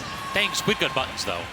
Did you see how many aerials this man tossed out to keep Pinkfresh in the corner? Pinkfresh was terrified in that position. He went from jumping air dodge to shield to please, just God, make it stop. Yeah, it's crazy how much like of the kit Squidplumber mixes up frequently with the spacings, the timings, the angles. You know, he's really got like a little bit for every situation. He's very good at adapting to the right tool for the right moment. Pinkfresh standing underneath the platform hitting no button is absolutely terrifying. That's the brawl vet. Yeah, exactly. That is brawl vet. Hit nothing and look at them and dare them to do something silly. Oh, speaking of doing something silly, the air dodge in play is falling right into Squidplumber's hands. Looking for the air dodge out as well. Squidplumber not done yet. Looking for the edge guard. We're getting another roll in from Pink. I feel like that's happened a couple times now. Squidplumber's got to be on top of it. So far, so good for Squid, maintaining stage control, the cross, intercepting Pinkfresh, and what hitbox was that? Not the strong one, I'll tell you. Yeah, that. it wasn't no tipper in my book. That was not a tipper, I'll say. It just kind of went through him, so it's okay. Well, I guess we go ahead and call that one square. Squidplumber takes game one. Definitely. Squidplumber with a very strong start, but Pinkfresh on the Marth looking clean enough. I think it's just a range issue. You know, he is getting the right spacings on his hits that he is confirming, but the conversions aren't as strong as they could be because Squidplumber just kind of like gets out of it with an area. He gets knocked back a little bit and then throws something right back at him.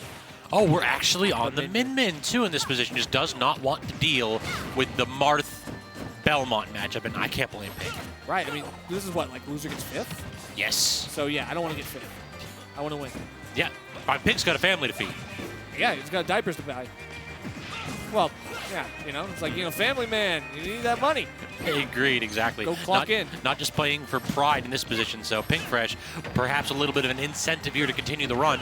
Does manage to land that nair, but can't get the upbeat to finish the stock, nor can he land the megawatt, but still, look at the difference here. Night and day, he's been maintaining full stage control. Okay, yeah, out of shield, we're going to get that down smash to cover the cross up. No worries here, and now backs off in range for the upbeat. Now we got the ledge traps for days on both sides of the field, and Pinkfresh is out to play. I think that this is the answer to that planking game. You just can't re-grab the ledge against a Min-Min, because Min-Min doesn't have to deal with the projectile, doesn't have to respect it. Catching the roll in that time zone, great read on your side, Nerf, by calling out that was a big habit on Pink's end. Squidplumber starting to adapt to that too. Yeah, that's good, because he's getting the right roll distance, and I think that's going to be the key here, because Pinkfresh has got to start mixing up the options. But if you're getting caught in the returning cross in perfect range for the up smash, that's the confirm that Squidplumber will take to the bank. Talking about mix-up, I was mixed up by that cross-up right there. Ho-ho! Exactly, got to have a pun every now and then. Nice. Do it for letter rain. Yeah, exactly. All right. We still got a little bit of the perfectly spaced cross bouncing off Pinkfresh shield. Not really going to worry here, but unable to get the grab. Great DI up from Pink. And a rare thing that I've noticed from Pinkfresh, he's been relatively reluctant so far to get like the instant turnaround pivot grabs with Min-Min. It's one of those where, yeah, if you whiff that, you're in trouble, but usually he just never whiffs that.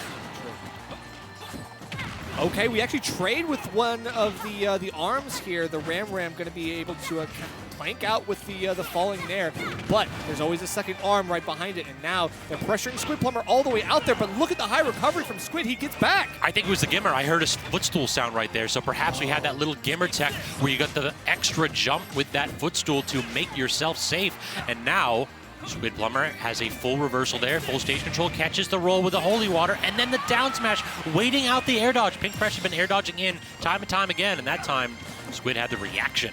Yeah, I think Squid did miss up a little bit of the read on the DI up from the holy water. Pink Fresh has been looking for that a lot, but we just need to get a back air or something like that at that range. You just jump and get your punish. You just can't rely on the grounded options that you are trying. Also, a little bit of a panic air dodge off stage right there. Pink Fresh definitely just forced that just by being there. Yep. Just go ahead and threaten the Megawatt in air, and if the character reacts, then they just die instantly. Ooh, looking for a grab here to get the power up. Pink Fresh is not going to be able to get it. The roll in yet again, and the returning cross leads to a potential conversion. We get that DI up, and this time Squidplumber looking for the F smash, but I don't think it was even angled up, so not going to get it. 0.9% separating these two. Very evenly matched game here once Pink Fresh has changed over to the main. That's crazy. That Axe gets clanked with the Ram. Really good spacing there from Pink Fresh on that reaction. Still having to avoid all of the holy water. That has been the thorn in his side. It feels like this dude has to play a Minesweeper from the corner there. Min has never felt this suppressed at edge before. It's like now you know what the rest of us have to suffer through. Exactly. Okay, catching the jump with the Megawatt Nair. Getting a little bit of the anti-air thrown out, but Pink Fresh comes up short again. A roll in. Can we get a punish on the roll in? Squidplumber, please. I was waiting for Pink Fresh to get a punish on the roll in just to see who was listening right there. Instead, advancing Megawatt and just not able to connect with that one. Gets the Dragon in that position, trying to toss out the old one to clank with that cross. It does so, but now Pink, I think he gets stuck on that platform. Yeah, but that cost him.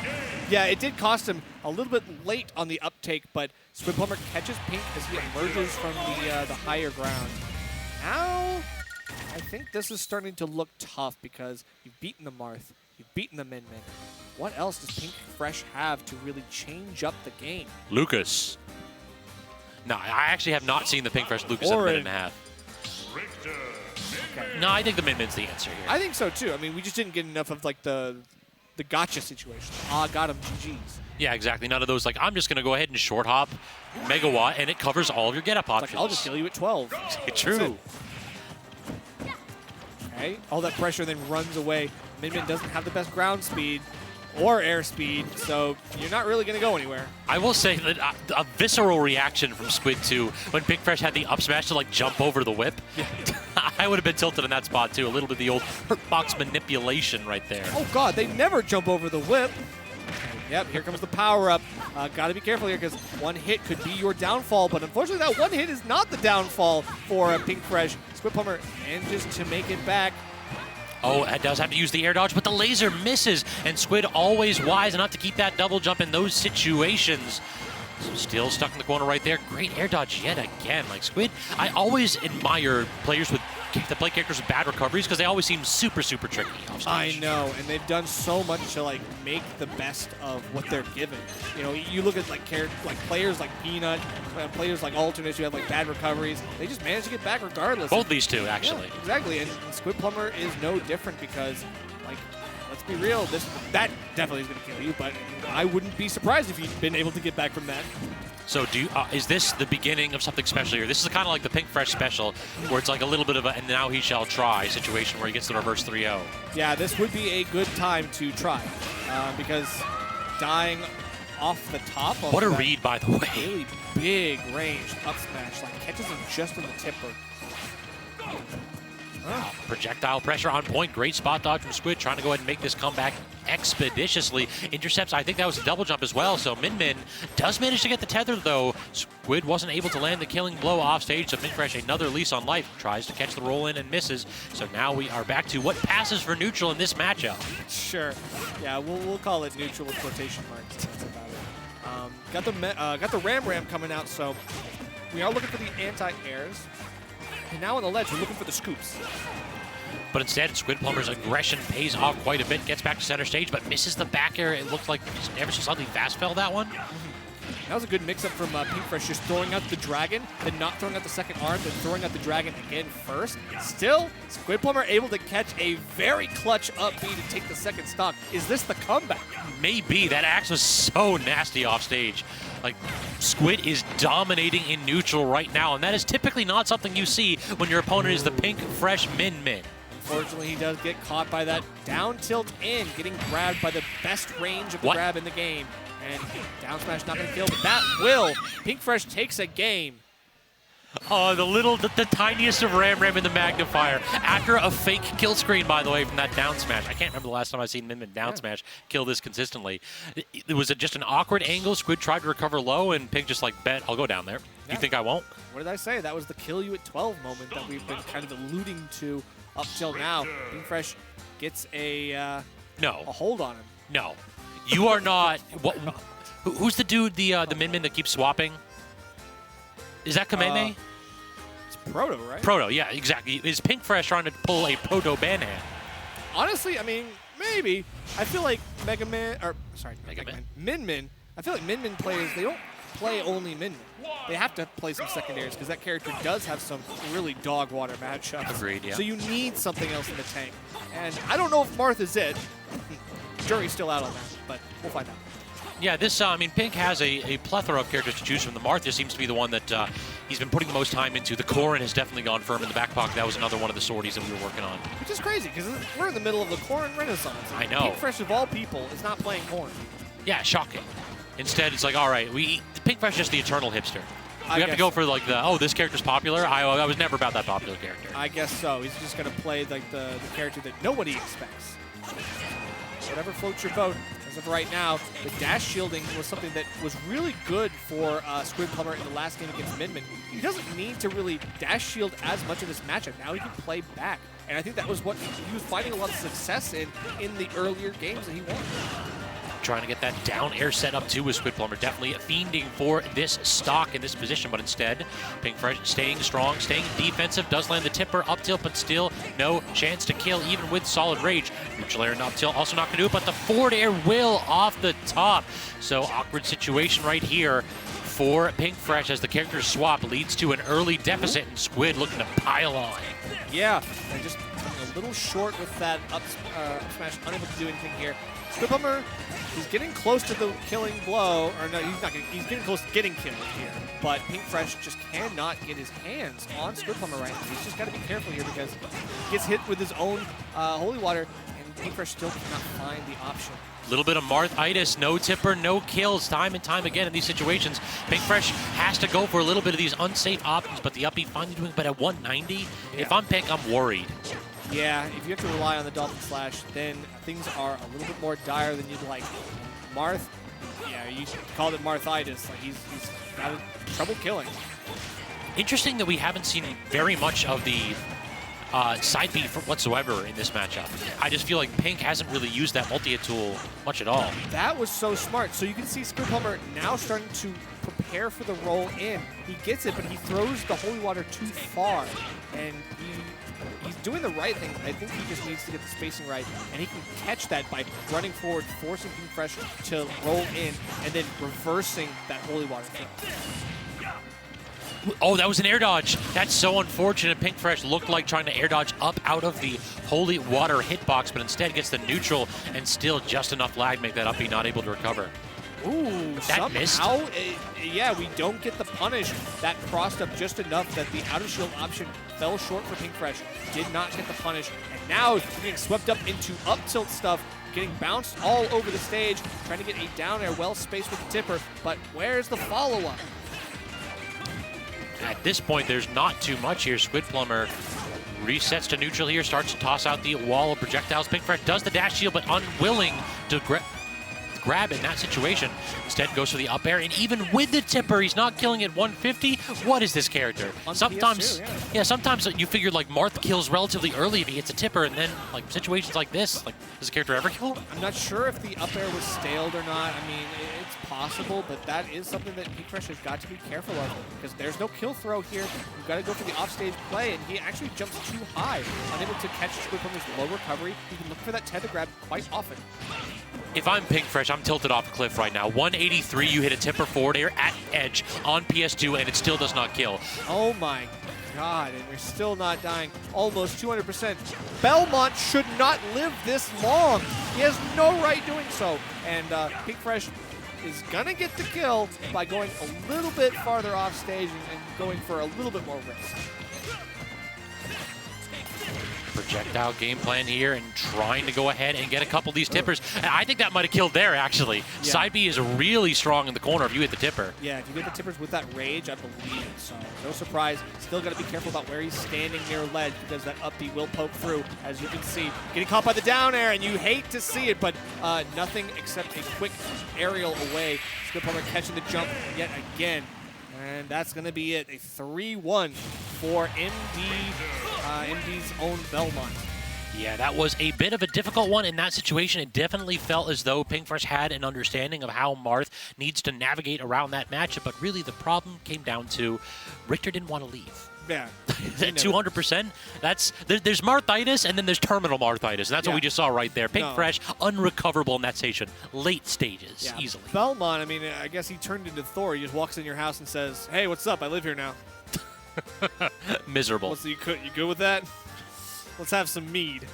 Let's go. I could go for a cup right there, but unfortunately, Longshots is closed. I was supposed to buy you a beer for your birthday, too, so my apologies. Okay. You know what? What Nick I can got do me is... with a couple of undisclosed beverages earlier. Who did? Nick. Okay, there we go, the homie. So we do have to go ahead and say shout-outs to you for your birthday week. Got to go ahead and show some love for Nerf in chat, y'all. Okay, that's true. Yeah, my birthday was this week, so. Exactly. You don't do the whole weekly holiday where you continue to ride on the coattails for a while? I'm definitely riding that high until they tell me not to, so. Gotcha. I'm down with that. So, yeah, wish me a happy birthday. That's cool. I'm chill with that. Appreciate y'all.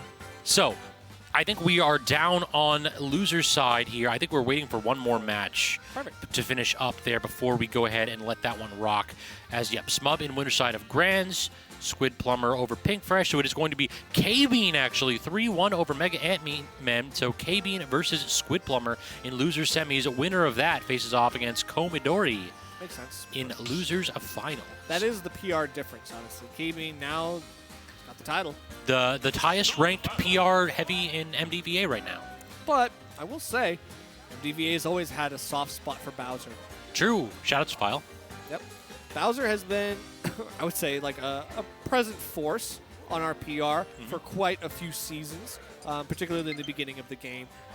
He's a character that, I mean, you kind of underestimate, but people like KBean, people like File, they really remind you this character can take a hit and give 5 right back. Oh, agreed. In addition, I'm really waiting for D3 Will to go ahead and get King Dedede to be the last super heavyweight to be PR'd in our region. Because I think 2 or 3 times in a row we've expected D3 to manage to go ahead and get the PR, but he just didn't make it purely based on whatchamacallit. We haven't had like Ganondorf, though. Not a super heavyweight. Oh. The 3 supers... oh, if you're talking about like top 3? Yeah. For sure. I want to see D3 on that PR. It would be cool. I mean, he's been overdue, honestly. True. But anyway, let's get into it. So KBean showing his stuff with the Prodigal Bowser has had this big glow up in recent months, and now the test is going against John Lion, Squidplumber. But he's got the 4 John Lion tag. It's got some infighting right here among the Pride. I mean, it's a John Lion team kill. It's okay. Gotcha. It has to happen here in loser semis. All right, trying to go ahead and get the axe to connect. So far, Bowser hasn't had the opportunity to play neutrals, and that is to be expected kind of for this matchup. Great instant turnaround grab right there, setting up for solid damage, and now all of a sudden, Squidplumber's at kill percentage. Oh, and he said, I got some fire of my own. Here, have some of this. And falling back with it as well, just enough to whittle down the shield and pump Squidplumber through. So now we got more edge guards, and we're looking really, really tough on that shield pressure. I always worry about that because, you know, Bowser can just break the shield in an instant. But your stock can easily just get broken by a quick read. I'm so mad. KBean just walked up and waited for Squidplumber to make a mistake. I don't know. And Squid obliged. I don't know about that one. Just run up and look at him for a minute. It's like, I'm big, I'm invulnerable, what are you going to do about it? Did he just run up and up smash? Unfortunately, yes. He did. All right, so we got both hits of down tilt on shield. We are feeling bold today. Kill him. Oh, we go for the jab instead? No, that's a charge forward smash moment right If he'd there. done the second jab, he would have got the spot dodge read. He only went for 1 hit of jab. True. If I'm a heavyweight, Mo, I'm playing for the home runs there. Boosh, boosh, you gotta hit the 1-2. All right, waiting for something here. Good actual reset to the platform. Squidplumber knew that he was in range to get like side beat or something like that, and that's probably what KBean was looking for. First spot dodge gets KBean into a decent enough spot, but that perfect placement of the Holy Water just ever so slightly falling off stage to make that ledge opportunity just not work out. Okay, but we do have the F tilt as a way to kind of muscle through a lot here. Duffed, and by we the are way. going to be looking for it every single time. Catching the tether grab with the forward air off ledge. That's the Bowser classic. The runoff fair is a tried and tested move. Down tilt two hits right there. Muscling through that tough guy from Bowser. Has to stand or get up into the axe. And then Squid just hitting every hitbox possible. Okay, yep, we get a couple more hits here. Enough, that spacing is good enough too, apparently. Tough guy through the holy water at 80, by the way. That's silly. I mean, he was also using get up attack, so it's like, it's interesting. Side B not going to connect for this Bowser main, trying to get the high recovery, and that was a bit of a sellout right there as Squidplumber was ready and waiting with the charged forward smash for an easy stop. Yeah, you gotta expect that those holy waters are gonna come out just about every single time. And yeah, it's easy pickings on a bigger body like Bowser, because if you do what Pinkfresh was doing in the last set and DIing up, guess what? You're now in range of my angled up F smash. And boy, I don't even need to be close to hit you with the big one. Yeah, SDI works unless you're a big body. This is big bodies don't get that privilege. Yep. Like the skinny privilege from Min Min, no, she gets out of that for free right there. She just it's like, listen, just because I'm working the restaurant doesn't mean I'm eating them. That's right. That's right. Bowser, no, he's been having one or two too many lunches. Yeah. We gotta get the family meal up in there. So now let's see as game 2 rears its ugly head. To wonder what KBean is switching up to try to beat down the defenses and the walls that Squidplumber has so easily set up on Bowser. Yeah, it feels as though he hasn't really been playing as grounded as I'd expect from Bowser. Like, we've seen a lot of just, like, jump-ins, and against a lot of characters it works because Bowser's aerials are surprisingly disjointed, but not as disjointed as this character's. Yeah. Belmont's hitboxes are big. Certainly. He's going to force out a lot of air dodges so we can get those big hitboxes very easily. KBean all the more likely to fall into those when he feels pressure, when he feels scared in these situations. He's keeping his cool as of right now, but might have showed his hand looking for that back air. Squidplumber is going to be looking for something here on the platform, but... Oh, you got turned around, and Squidplumber, that is an errant down air for sure. Oh, the platform actually stopped him from getting his drag down nair that he was looking for on the conversion on the other platform. Down smash definitely not going to connect right there. At 34%, that might actually have killed. A little bit more disjoint on the neutral air does allow Squid to reset the situation, and he'll continue applying damage. Jumps into the axe. KBean no longer has double jumps. This is going to be an easy end trap potentially, but gets clipped with a cross. That time, that tool not helping out Squidplumber. Yeah, some of the angles on the knockback of some of these projectiles just didn't work out in his favor. What? I mean, we're trying to get the side B. I think we are tunnel visioning a little bit too much Oh, yeah. on the command grab. KBean's got to be careful here because, I mean, that's something you got to really know that you're going to be able to get if you're going to go that close to Belmont. He does get the parry, though, so setting up another edge trap situation, but great stall from Squid going as low as possible and avoiding that two-frame opportunity. Yeah, going through with the up B, with a high recovery, not snapping the ledge was super smart. The jump, we got more pressure here, air dodging in, but takes center stage, isn't all bad. Top flat, no, good DI from Squidplumber, and it still is not enough, though. I guess at 162, with Bowser with a smidge of rage, yeah, you're not expecting to survive that too frequently. It is true, but I think the DI after the landing, I think might have not helped Squidplumber. It looked like he might have been DIing a little bit more. Yeah, good point. As he's trying to, like, hold himself in. True. Good point. Okay, still we've got a little bit of end lag as we're throwing out the holy water just instinctively. Now KBean can get a lot of damage with that nair. We think about nair as kind of like one of those moves that, yeah, it's big, it's got some good range, it's like a great falling tool, but the damage on that thing is absurd. It's like 36 at max. It's kind of insane. Off one hit, which is crazy, and it's like a nair. It's a fast move. Recovering low, and has to stand or get up yet again, but no, actually chooses to roll that time after the holy fire had dissipated. So now trying to rush in with that pivot canceled forward tilt, and that should be easy stock for KBean, because the second that you put yourself in disadvantage, you forget that since the past couple games, Bowser's been working on his 40 time. That's true, and how quickly he leapt off stage to secure that. I mean, it felt like a continuation of what he had been setting up from the last game, where he had gotten that runoff fair, but it wasn't at that range. now he's taking more risk. He's sure. going out and doing more, being more proactive with these edge guards, which I think is super important. And that secured him the game, so Squidplumber now forced a little bit to the ropes, even in his new haircut. Come on, man. True, yeah. Look at him. I mean, every now and then you got to remember that you're facing the thickness with the quickness, and in those positions, you got to react to what Bowser's putting down. And in that spot, reaction just were not there. KBean too fast for Squid in that position. But see if Squidplumber is able to just have a mental reset and give him the business. I am very unhappy that back air didn't hit. That was such a sick setup for KBean. Now KBean looking to go straight down out of the Holy Fire. Does not want to get caught in a mid-air situation against Squidplumber. We've seen where that goes.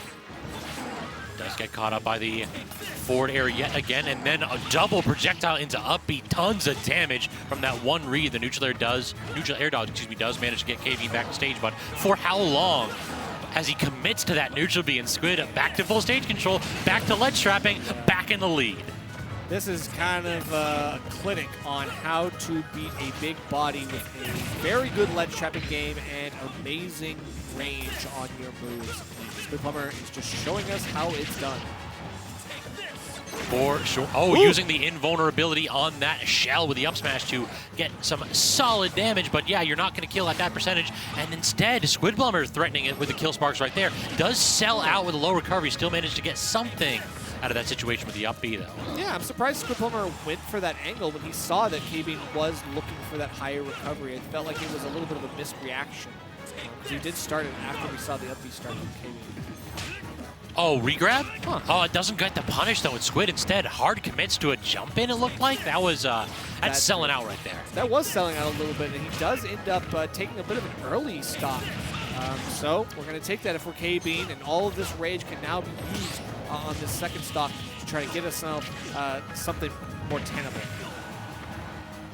Oh, yeah, exactly. I was waiting for the air dodge from Squidplumber, and so was KBean. That would have been the time. You jab, you force the roll in, you turn around, you forward smash. That's the time. You gotta get those like the elite smash pressure situations. Like really break it out. Pressure. And again, yeah, just running up to him and body blocking him almost. Even if you don't get hit, you have to DI away, otherwise you're going to get hit by that forward air. Well, just being in the range, even if you're not hit by the whip, sometimes just being in the range where it potentially thinks that you're a target means it doesn't snap to ledge. It doesn't play the grab game. Side B out of the Tech J situation means 22% to start this last stock here. KBean kind of sitting pretty. This is what heavies want. Heavies want a scramble situation on the last stock spot. Pivot into the grab, into the up air, actually. So trying for more, but goes to the neutral. Intercepted by the disjoint from Squid's own there. Okay, we get the re-grab on the Holy Water. Just lands on the platform. Does give yourself some spot here. Looking to bounce him on top of the platform for a little bit of extra damage. And now we get the perfect angle on that Holy Water as well. Look at all the shield pressure. KBean just can't hold shield on ledge anymore. I think if he fast fell the fair, he actually connects with that. KBean was very close from having a great situation his side. Instead, Squidplumber keeping this advantageous state going, but again, fully commits in that situation. Gives KBean another opportunity to put him into an awkward spot. Catches the Holy Water, but still stuck in the corner right there.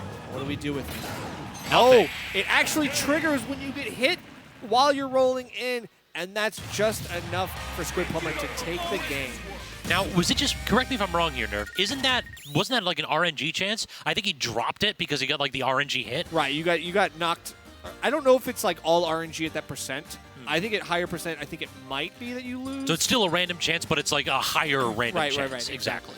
It's like 17% base, and then it grows as you get higher and higher percentage. Something like that. But yeah, I mean, it is not, you don't always get hit by the, or you don't always drop your item that you're holding if you get hit. Certainly fortuitous for KBean, we'll say it that way. Yeah, it could also just be like the damage of the hit being a determining factor. True. So it's like you never know. A lot of these interconnected systems in this game can be very, very finicky.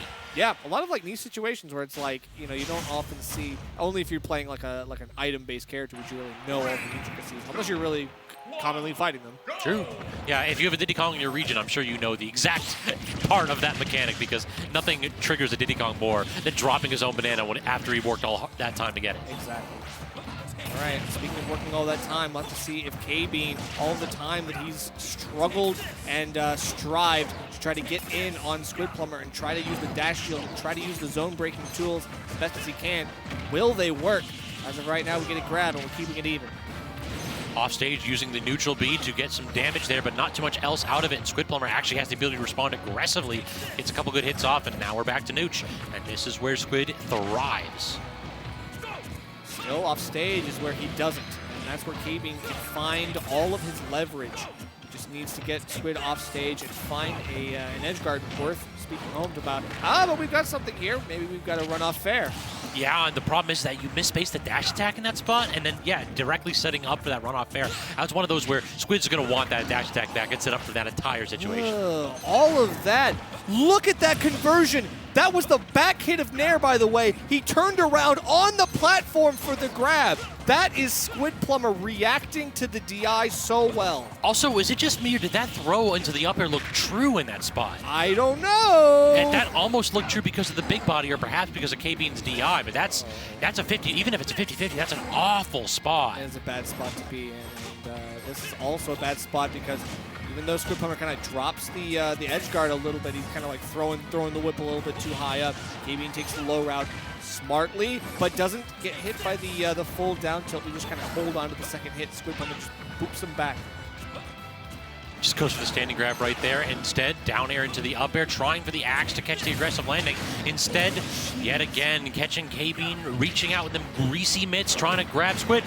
Oh my god, the old real back forward smash. Let him know, KBean. This is what I'm talking about. I said you got to bring out the elite smash tactics.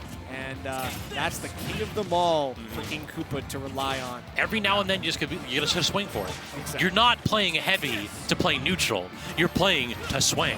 And this is a move that will catch spot dodges almost every time. But now we're back in the dark place. We're stuck in the corner. We're getting just absolutely demolished by these projectiles and these disjoints. And even the shield poke on the down air right there, like that is going from bad to worse. KBean, this percentage starting to rack up to a point where Squidplumber can threaten kills. He's getting bopped all across the stage from one side to another. He's kind of throwing out a move, hoping that it works. It doesn't work, and Squidplumber takes a whiff punish opportunity. He's got the parry, but can't make anything out of it. Can't even run forward to grab space. That just shows how good Squidplumber's spacing has been, but does make a mistake. Can't land the Nair. That could have been a game changer, Nerf. It really could have been, because then you get yourself in an advantage state. But this is one that you can use. Unfortunately, he does the same thing. He gets caught by the classic Squidplumber aggressive recovery that has helped him so much. KBean gets beaten back yet again. All this damage, all this rage. The shield damage, too, is looking so small in that spot. I don't even think he could have gotten run forward shield. Does manage to get back, but it goes for everything with a side B and misses. Does get the neutral air into the back air. Big damage. This is the terrifying spot for Squidplumber. What does he do? Nothing. He just waits it out. Allows him to get the regrab. The axes. No. Both hits on a jab on shield. That's so unsafe. He doesn't go for the fair. He baits it out, hoping that Squidplumber expedites a get-up option. He just doesn't. Squidplumber going to hang on to his options well enough. That's unsafe. Toss him off stage again. Wait out for the projectile. Squidplumber in an awkward spot, but he can't get the up tilt. He can't blow up the standard get up. So full reversal. Now Squid in advantage yet again. More arrows, and Squid sells out with the up B. And in those pressure scramble situations, you have to guess right. Yeah, you can see Squidplumber like immediately after shaking out the tension from his hands. Like you could tell he was just like, I threw. Like you recognize like, yeah. I made a play. It didn't work. He'd gotten a lot of clips in that game and some really sick stocks, some great conversions. Unfortunately, it just means that KBean is able to take a game when he does falter at the end of the day. Yeah, certainly an awkward spot in that situation. It's one of those where, at the end of it, one of two things are going to happen. If your mental is strong, you're saying, I guessed, and it was a good guess, it just didn't work out, and sometimes that happens. Sure. Or you're going to start to lose confidence. Yeah. So we have to see here, is Squid going to be willing to pull that trigger again, or is he going to go revert back and play a little bit safer? I'm curious to see which version of Squid we're going to get. I agree. I'm very interested to see how this one plays out, because we are in Game 5. KBean, he's making some good plays here against Squidplumber. It's just 90% of the time he's not able to play the game. That's the heavy life, my man. It's just like, hey, every now and then I got to make him count. But it's the heavy life against a PR player of this caliber as well. Squidplumber makes this matchup look so abysmal for Bowser. I think it might be because it feels as though Bowser, he only needs to guess right twice. But I mean, you're taking away his pencil on the multiple choice in a lot of these situations. Exactly. This is the poll test right here. It's like you literally made it so I cannot do what I think I should be doing here. All right. All right, so now we got full stage control for Squidplumber. High percentage advantage here. This is just, we got to tap it in. Instead, KBean fighting for his life, trying to get a little bit of damage. Gets the double jump up B, and that's crucial. 20 bucks as a Squidplumber just to the up B wouldn't have killed. Yeah, that move is not. very, very weak unless you get it as high as possible. True. That extra jump height really can be the linchpin in getting that kill. And so far, Squidplumber showing great awareness of that fact. Doing the right things, and look at this drag down. We get more damage off the up B finisher. KBean back in the same spot that we were in the last game. And we've already seen a couple of these aggressive up Bs too, so I think that the question's been answered. Squidplumber unaffected by guessing incorrectly at the end of the last game. He is still willing to bet it all, and so far it's coming up all Squid. Definitely. Trying to get the returning cross, trying to do something here, give yourself the insurance. It does allow him to take control. KBean forced back to the ledge, but look at that, a whiffed option. Squidplumber bet it all on up smash. KBean is going to be able to not only take the up tilt to get him out of it, but the F tilted ledge to take the stock. But in an awkward position here as Squidplumber comes right down from the Angel platform, swinging yet again another advantageous spot, gets Tipper back air, and a full stock lead while KBean, one stock, go home. This is tough. You're on your tournament stock. KBean feels the pressure mounting, but if there's anyone who can make a play, even at the throes of death, it's Bowser, the heaviest of them all. He's got this huge X factor. It's not a comeback factor, but the rage is as close as it's going to get. Hold on, though. I want to talk about Bowser's X factor. Let's talk about Squids, because this combo game has been immaculate, but does air dodge, and I think we are toast here. So KBean, you were hyping him up a little bit there, but I was kind of about to talk about KBean was done, but now opportunity abounds. Yeah, I mean, Squid didn't even give us a chance. He kind of like fumbled a play immediately, but it doesn't matter. He cleans it up. A JV2 in game 5. Looked like there was an opportunity for KBean to take an advantage state, to take something and get himself something to work with beginning on that final stock, but Squidplumber snuffed out the flame. Yeah, definitely a well-earned victory for Squidplumber because, I mean, real talk, playing against heavies is like 9/10 fear. Oh, yeah. It really is like, oh my god, this dude can actually come back in that situation. But we talked about needing to have that mental reset after the incorrect guess to end game 4, and Squid showed that, hey, I ain't out here to crack. I'm out here because I'm cracked. That's true. That's bars right there. I mean, it feels like, yeah, there were some moments where he's killing Bowser really, really high percents, but he was getting some earlier kills too, like 130, 140. That's solid. And as long as he's able to get his consistent edge guards and his kill setups, those confirms were enough to really kind of carry the day consistently. You might have fumbled a couple of interactions here and there, but that's the kind of passive stuff that you just keep relying on, like in times of toughness. It's like, okay, well, I can always just catch you with a holy water and give you 80%. That's fine. True. I mean, in this position, too, I do want to talk about one of the other players who is definitely watching that match intently is Komidori. She was probably a little bit disappointed that Squidplumber has ended up winning because Mario Bowser is a very fun matchup for Mario. Oh, yes, I'm sure. On the other side, Mario Belmont, it's not as enjoyable. Is anything Belmont enjoyable? Yeah, that's a good question. That's a very good question. I don't think that Kurama came out with a matchup chart a while ago and did not put Belmont into the losing category. So it's even? Or winning. Mario. Oh, it's winning. Yes. Oh, word. Okay, cool. Well, either way, we've got Fox coming out to play, and we saw a little bit of the Fox earlier on stream as well. But Komidori has been a woman of many characters here tonight, and we've seen at least 3, and the Fox is the game 1 pick against Squidplumber and Belmont. Yeah, I mean, Squid knows his matchup. Shot courtesy of ZD just playing constantly against him for quite some time. So I'm curious as to what flair Komidori is going to show in this one. She definitely has a flair for the dramatic, as we saw in the match against Smub. But the question is going to be, like, what X factor does your Fox have? For real. And so far, we get the damage in the early game, but that's Fox. I definitely expect you to be at about 100%. It's the kill options that we're starting to come up a little bit short on. Komidori missing out the opportunity for a down smash on a roll out. Squidplumber evades. Now we have an edge guard opportunity, and we all know how easy it is to edge guard a spacey, particularly Fox. That was actually kind of sick, though. You talk about how easy it is to edge guard, but Komidori didn't make it look easy right there. She was dancing off stage and then continuing the beat on stage, but a little bit greedy with that combo, and Squidplumber making her pay with the up B out of disadvantage. Please, that combo ain't true, though. Yeah, it's definitely not. Still, we get the clank on the returning cross, which means Squidplumber gets an easy shot.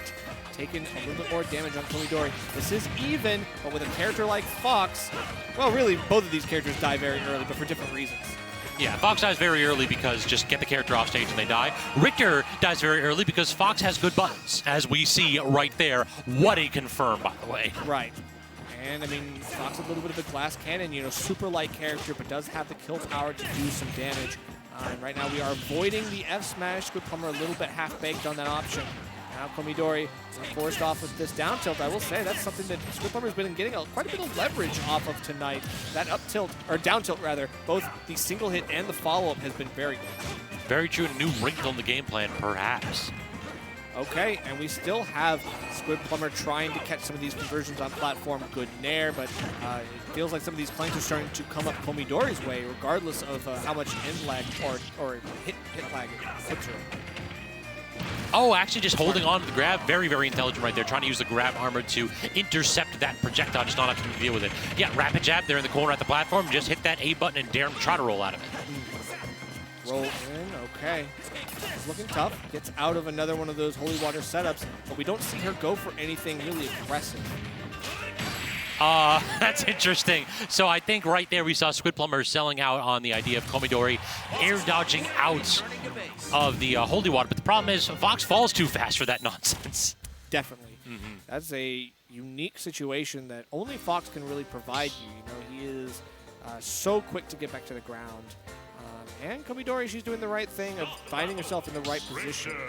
Her spacing with Fox was really good. I would say seems like one of her stronger characters. We just haven't seen too much of it. Instead, we're getting the Roy right here. So continuing with this rotation going. Yeah. Adding a little bit of Fire Emblem, perhaps a little bit of a larger disjoint in that situation. And the Fox did fairly well. Yeah. To walk away with a win and then you change, that's always an interesting change up here. Hit him with the Proto. She did it again, I think in one of the winner's side sets. I did see her play Fox on game one, then swap in a win, and then like lost with Mario or something. But like here, we are going with another rushdown character. This is going to be kind of similar. It's just you have a disjoint that sometimes you don't want to hit the sour spot with because then it kind of ruins your plan. Hitting away at that shield, chopping this Belmont to pieces perhaps, but great recovery from Squidplumber, just recognizing that was the weak hit, so you were easily able to DI and not feel pressure in that situation. In addition, up being out of shield for solid damage, but the platform drops from Komidori. Nice little wrinkle in this Roy's game plan. Ooh, didn't expect the cross-up. Komidori able to mix up Squidplumber, keep herself evasive. Gets a jab, but we don't see the back air. No conversion, so no kill. Instead, we hit the wet pool noodle on the up air, a little bit too far away in that position. Exactly. Okay, yep, the run back, F tilt again. Squidplumber just going to stick with what works. Forward tilt again, getting full stage control here. Komidori forced into an awkward spot, and the down smash does catch, but does not quite kill. Oh, that's so unfortunate. Komidori landed appropriately in the corner, but looked like trying to walk forward a bit. We tried to walk forward a bit, maybe just try to get back away from the ledge, make sure you're not grabbing ledge or something like that. But from downtown, Squidplumber is able to throw that all the way across the stage and make sure he's able to convert off of it from that distance as well. Get a big conversion into F smash, but with a jump used, Squidplumber makes it back. Makes it back and seizes control yet again. Komidori trying to go ahead and get something going with an air intercept. In addition, just still toss out those hitboxes, but overextends a little bit on the dash grab, and that is big damage from Squid right here. Double jump is gone, but Squid was going for something fancy with that down air instead. Well, we managed to keep this going, though. I mean, it's not over yet, but Squid overshoots the ledge, you goofy kid, I swear. A little bit too much of a fastball right there. Cooking too much for his own good. Certainly. But, you know, he did what he thought he had to do, which was just go back, grab ledge. Not a bad idea. It's just you got to make sure you actually grab the ledge, buddy. Okay, and look at all this damage, this conversion. I mean, this is starting to look really bad. You go for the high recovery, and you're still taking damage. You get the forward throw sent back, the bad angle for a character like Roy. Oh, air dodging through, so it doesn't actually activate the holy water, but still tossing Komidori off stage. Yet again, pinned to this corner. Squidplumber's aggression intercepted by the wet pool noodle again on the forward air in that spot. So now we've all seen what Roy can do in these situations. We just need some kind of ledge pressure and set up a side B situation, but instead it's Squid not at all going to allow Komidori a single iota of space to start some kind of aggression going. Yeah, the jumps over ledge, the attempts at bypassing the ledge guard situations. I understand it's tempting against the Belmont, but, you know, that's the condition. They want you to get, feel that false sense of security, like, okay, if I just jump over all of the setups, I won't get hit by them. And he's like, well, I've got an aerial whip that can hit you from 10 feet away, so you tell me. It's just smack him with a yardstick. Like in that spot, what do you actually do? Wet pool noodle versus yardstick. Who shall win? Exactly. So, back on the Fox. Yeah, I mean, I don't really feel like Roy's the reason why Komidori lost that one, but I do feel like that there was less zone-breaking potential. Like, that is Fox's bread and butter, and Komidori piloting the character to its absolute utmost in that match. Right. We were also falling out of a lot of Squid stuff in game number 1 that allowed you to survive at higher percents. It allowed you like more opportunities to reset to neutral, basically. And now we'll have to see if we can continue. Also banger alert.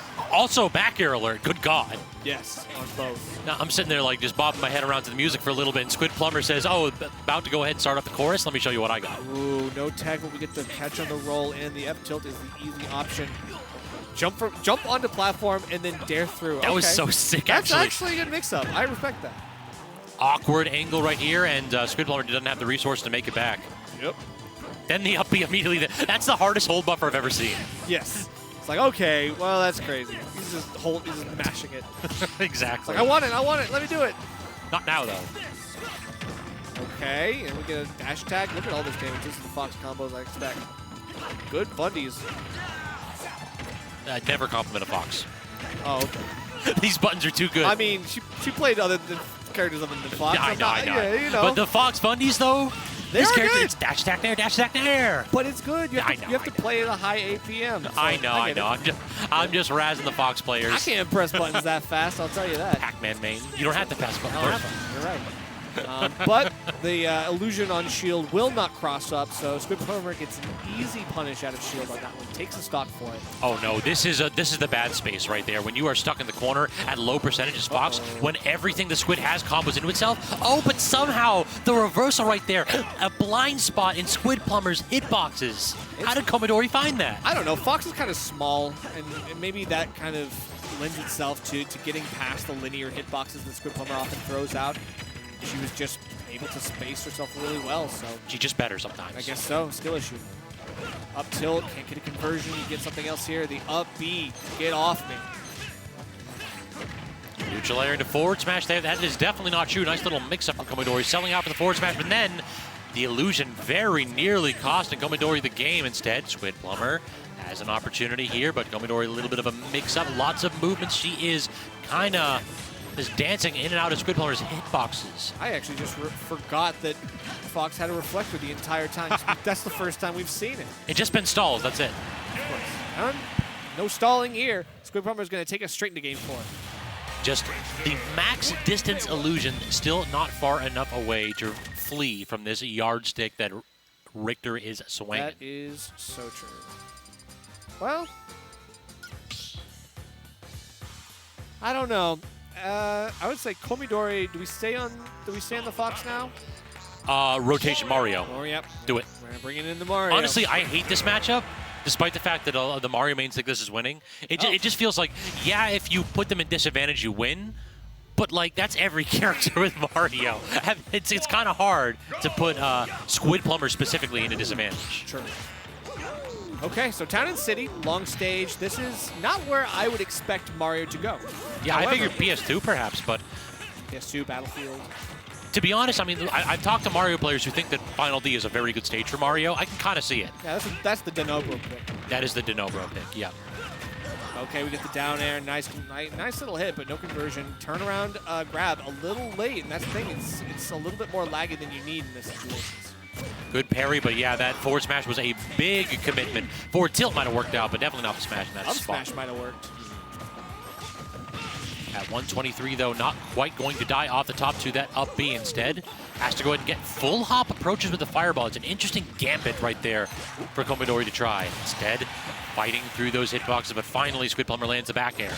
Squidplumber has been staying on Komidori very frequently in these games. I mean, he's been pretty relentless in keeping her just at his threat distance. I am rooting for these forward smashes, though. That is definitely the move, because at this percentage, it will definitely kill this character. The problem is, you kind of got to get a good read here. Right, but back. Okay, there we go. That's the gimmick. You know, you send him off with the flood and then go out easy hit with the cape. Take him to the car wash. Exactly. Down air, up air, solid damage here. B and B's from Mario at low percentage, and I love Squid's use of the aggressive up B's too, just catching Mario trying to get these full hop approach options. I'm mad that that worked. We missed the first up air, but the second connects. You know what? I mean, I respect the commitment to the bit. Like, that's the kind of stuff that you need, because this is going to happen.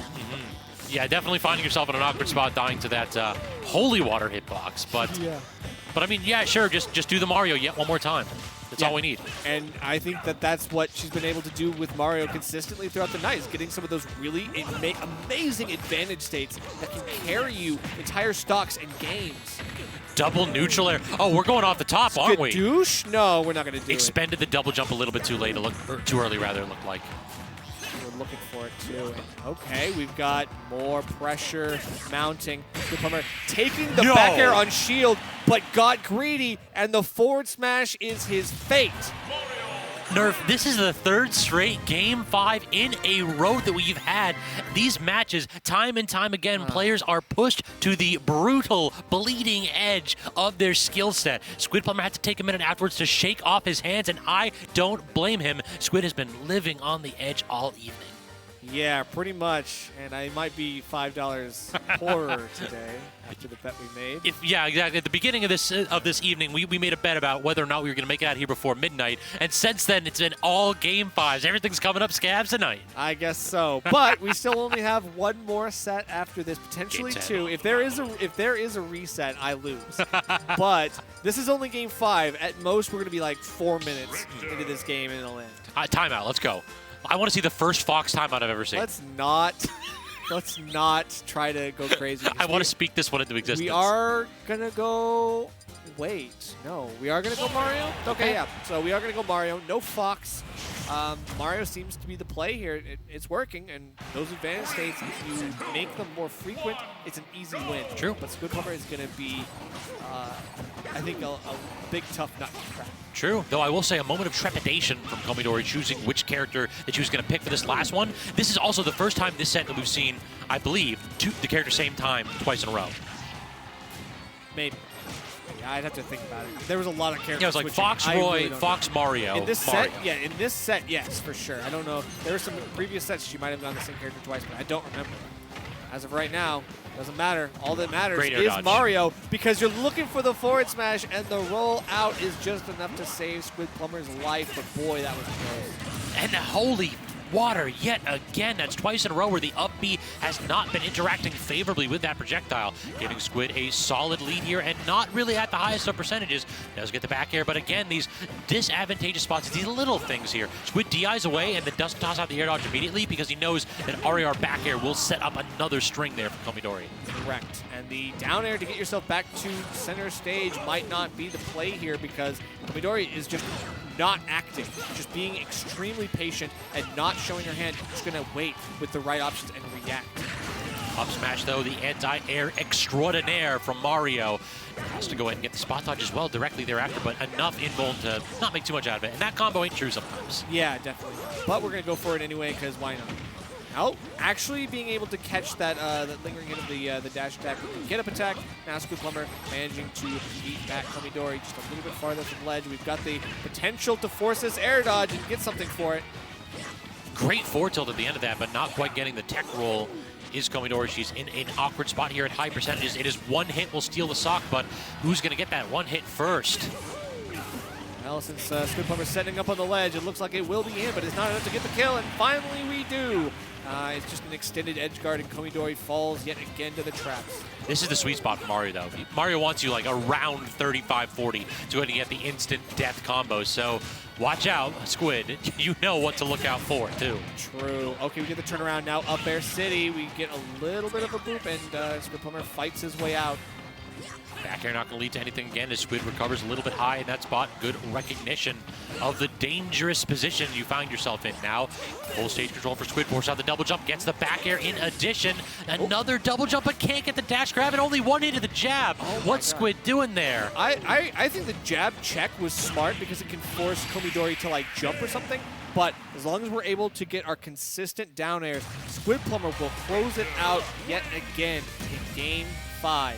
Clutch moment after clutch moment as Squidplumber continues this perilous run through losers. Yeah, you said it yourself. He's living on the edge. He just likes a little bit of excitement here and there.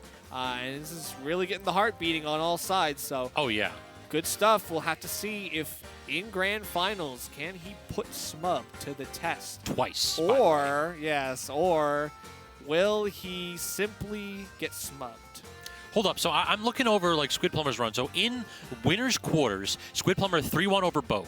Winners semis, 3-2, Squidplumber lost to Komidori. Game 5. Game 5. Goes to losers, fights Pink Fresh 3-1, and then 3-2, again 3-2 over KBean, 3-2 over Komidori. And it was the run back. It was the run back, exactly. Game 5 That run is back. that is brutal. I mean, in the winner's side set, he lost it to Komidori because she was able to get one of those up air forwardings off stage.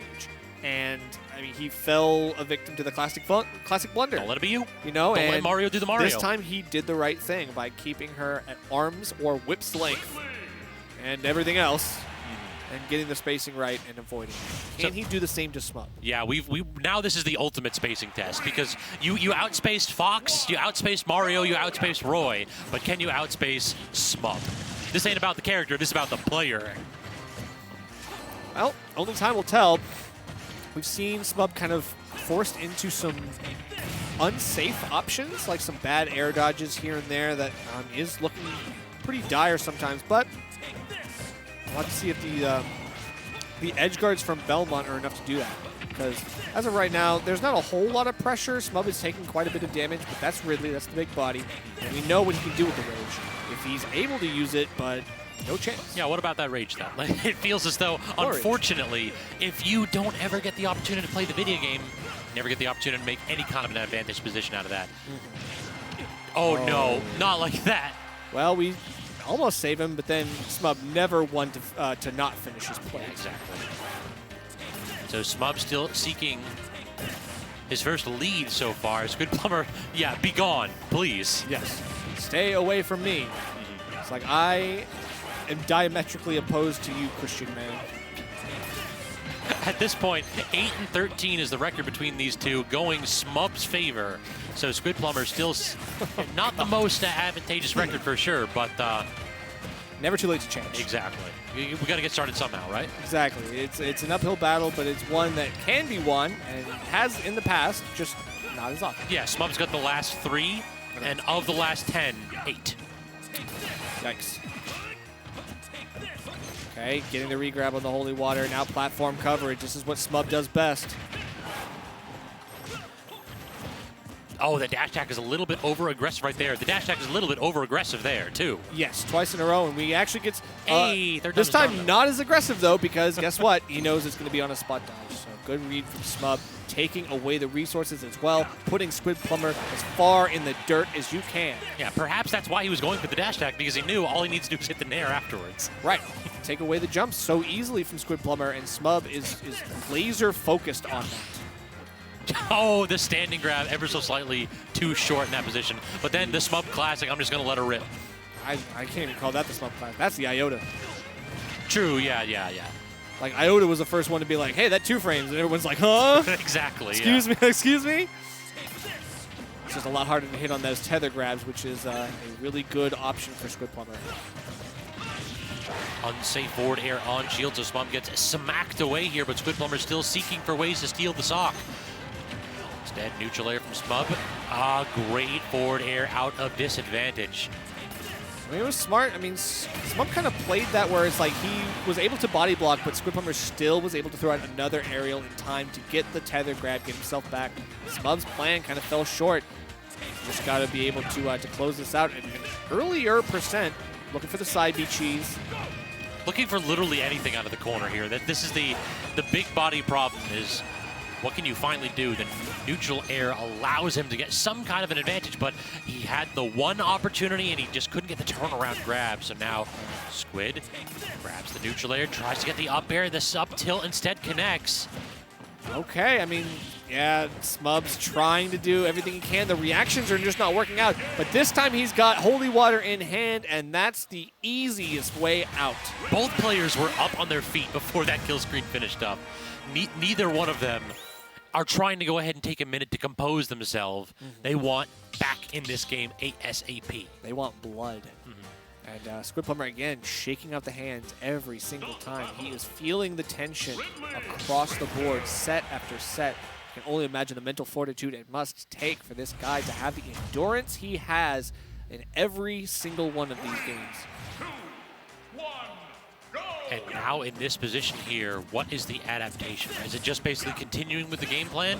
Smub's adaptation is, I'm never leaving this platform, apparently. What was that start nerf? Yeah, I don't know. I mean, are we posting up? I guess so. Smub is like, okay, well, what are you going to do? Throw a projectile. I'm going to try to run up and hit you. So, I mean, you start. You go first. We both know what's happening. So yeah, exactly. You go first. I'll follow your lead. One errant nair, by the way. This is what I'm talking about. It's these panic options from Smub that are starting to show cracks in the armor. Squidplumber can press those advantages. Does get the forward tilt on the standard get up though. Tries to run off stage with the forward air instead. Gives up full stage control, and Squid gonna make that one work every time. Beautiful stuff. Taking the first stock here now. Smub having to take a little bit more presence. Are you just dead there? That's insane. Just does, yeah. And Squidplumber clearly agrees with me. He reeled back in the chair and started laughing. It's like, really? It's like, wow, I took the first stock, and Smub's like, that's cute. Who goes to get the last though? That's cute. It's like a neutral air. Why, Smub? You know, because he is just a madman. He just likes going for it. He's just like, why? Because it's grand, fun, smiley face. This Like, is grand, though. Because it's fun, smiley face. Like, he's already given us a JV4 tonight, the second one in my career that I've had the opportunity to cast. Exactly. Can't get the dash attack, catching the cross up the up tilt, or the down tilt rather, not doing as much work for Squid as he'd hoped, but takes the stock. Look at a no tech situation on Smub. Just like that. Off the He angel came platform. down on the angel platform with the immediate dash attack. He's like, I'm gonna do it though. He will find the stock after the angel platform. I will give him that. Smub will manage to make it work in a 2-for-1 deal. You knock that holy water out of range where it's not going to hit you, and you knock Squidplumber away. Yeah, good point. It actually took away that tool for a little bit. Gets the parry, can't get the forward tilt afterwards though. So now in this position, Smub's starting to get his parry timings down, and that becomes absolutely terrifying. Is stuck in the corner though. Squid trying to get something set up using the jump back to the platform, and this time calling it out with a grab. Ooh. But he forces the air dodge. I mean, this is looking pretty good until Smub gets a dash attack and it's over. Okay, they did manage to keep our double jump here. Reset the situation yet again. No double jump, no problem. Smub does get the neutral there, but not the right hitbox, nor the forward tilt here. So Squid potentially secondly sunlight, but no, that's actually just gone. He caught the double yet again and again. Squidplumber off stage for a moment. The tiniest one grain of sand falling in the hourglass. And Smub says, by the way, that's your last. Yeah, no, I mean, it's crazy how Smub is so good at finding out the second that you are at your most vulnerable and then killing you for it. They're like, oh, it's like I literally wait until, like, he's like a lion, like waiting until, he's like John Lion, waiting until, waiting until he sees the limping gazelle and it's like, I guess I get buffet Free dinner, tonight. yeah. It's like, okay, well, this no caloric no caloric requirement here. Exactly. We ain't counting calories tonight. Tonight we feast. All right, let's go. Smub yet again playing around that platform so well, just kind of waiting for Squidplumber to swing a little bit errantly and then catches the tether grab. But yeah, that mid percentage, Squid's not knocked far enough away to really clash with that. Well, thank goodness for that. Also, can we talk about the character counterpick right here? No reason Oh for it. yes, but of course. We are no longer on beautiful Richter Belmont. We are on Frankenstein himself. Yeah. Let's go. That dude got a 5.5 head. Yeah, he's got to cover it up. He's just like literally, you can see it Covered poking the out. shame. It's like that whole headband, and he's still got a little bit. You can see the hairline. Anyway, let's go. We get the forward tilt, catching the roll in, and yeah, just wait, fall with the nair, easy money. Already now trying to go ahead and get some more aggression here is Squidplumber, but just can't get down to the platform. These down airs are starting to feel a little bit over aggressive. That you didn't Point have blank. to do that to him. You No. just grabbed with the down tilt, like grab the Holy Fire with the down tilt, just because you could. That's actually like, it's an ultimate thing now. Like the entire length of the tilt grabs it, and Ridley, he got them big old tilts. He's got incredible disjoints on some of these grounded moves that just like, it should not grab. I don't know how it grabs, but it grabs. Trying to go and use the fireballs right there, just force Squidplumber to jump, and boy, does he oblige. One tiny fireball setting up this entire advantageous position. Yeah, it's crazy how that's such a low commitment for Smub. And all of his best options are just that, low commitments with huge rewards. Please get up smashed. Yes. There it is. Yeah, he's I've looking seen that for one it. before. But look at the shield already so small, and Squidplumber has to play aerially. Not that he's given a choice right now. It just happens to be right off stage where you're not happy. Yeah, Squid jump back. Like, you can't do that in this matchup. If you're not jumping forward, then you are not getting back to stage. Fortunately, jumping forward would also be a death knell here. Smub is ready with that. Kill him. Oh, I mean, Smub was thinking the same thing I was right Close. there. This close, man. 3-1 lead. Is he looking for it? And there it is. It doesn't even matter. He doesn't even body need blocked it. to hit the Smub. He's going to be your Xanadu grind champion tonight over Squid. Unfortunate situation for sure. I mean, I think that was one of those situations where we saw Squid try to toss out some kind of a project or tether to get back to stage, and Smub's body was there. So the move did its job, even though it didn't claim the stock in the flashiest way possible. Squid wasn't going to give that one up. Still could not make it back to stage. Some people are like, Ridley's too big for Smash. And Belmont's over here like, Ridley's too big for Smash. Please, please, he's too big. Stop making me think I hit him. So, I mean, that was one heck of a run for Squidplumber, making it all the way through losers with a couple of nail-biters, giving us and all the gentle folks at home tons of phenomenal Smash Ultimate to watch, giving Nerf $5 extra for keeping us here Let's just go. before midnight. But unfortunately, That's my go. 30 minutes early. I needed the reset. I needed the reset. Let's go. I don't even think so. Smub was making these games so quick. A masterclass in showing why he is at the top of the class here in MDVA. He's just the GOAT. There is no other way to say it. Shout out to Smub.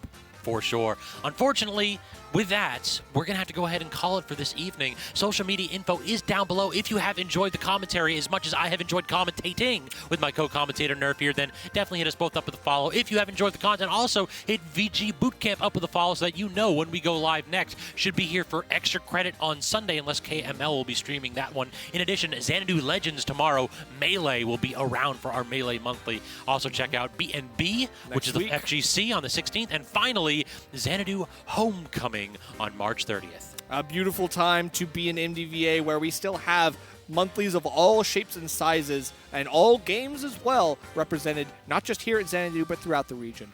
But we will hope to see you either here or somewhere else in the future, and we will hopefully see you next time.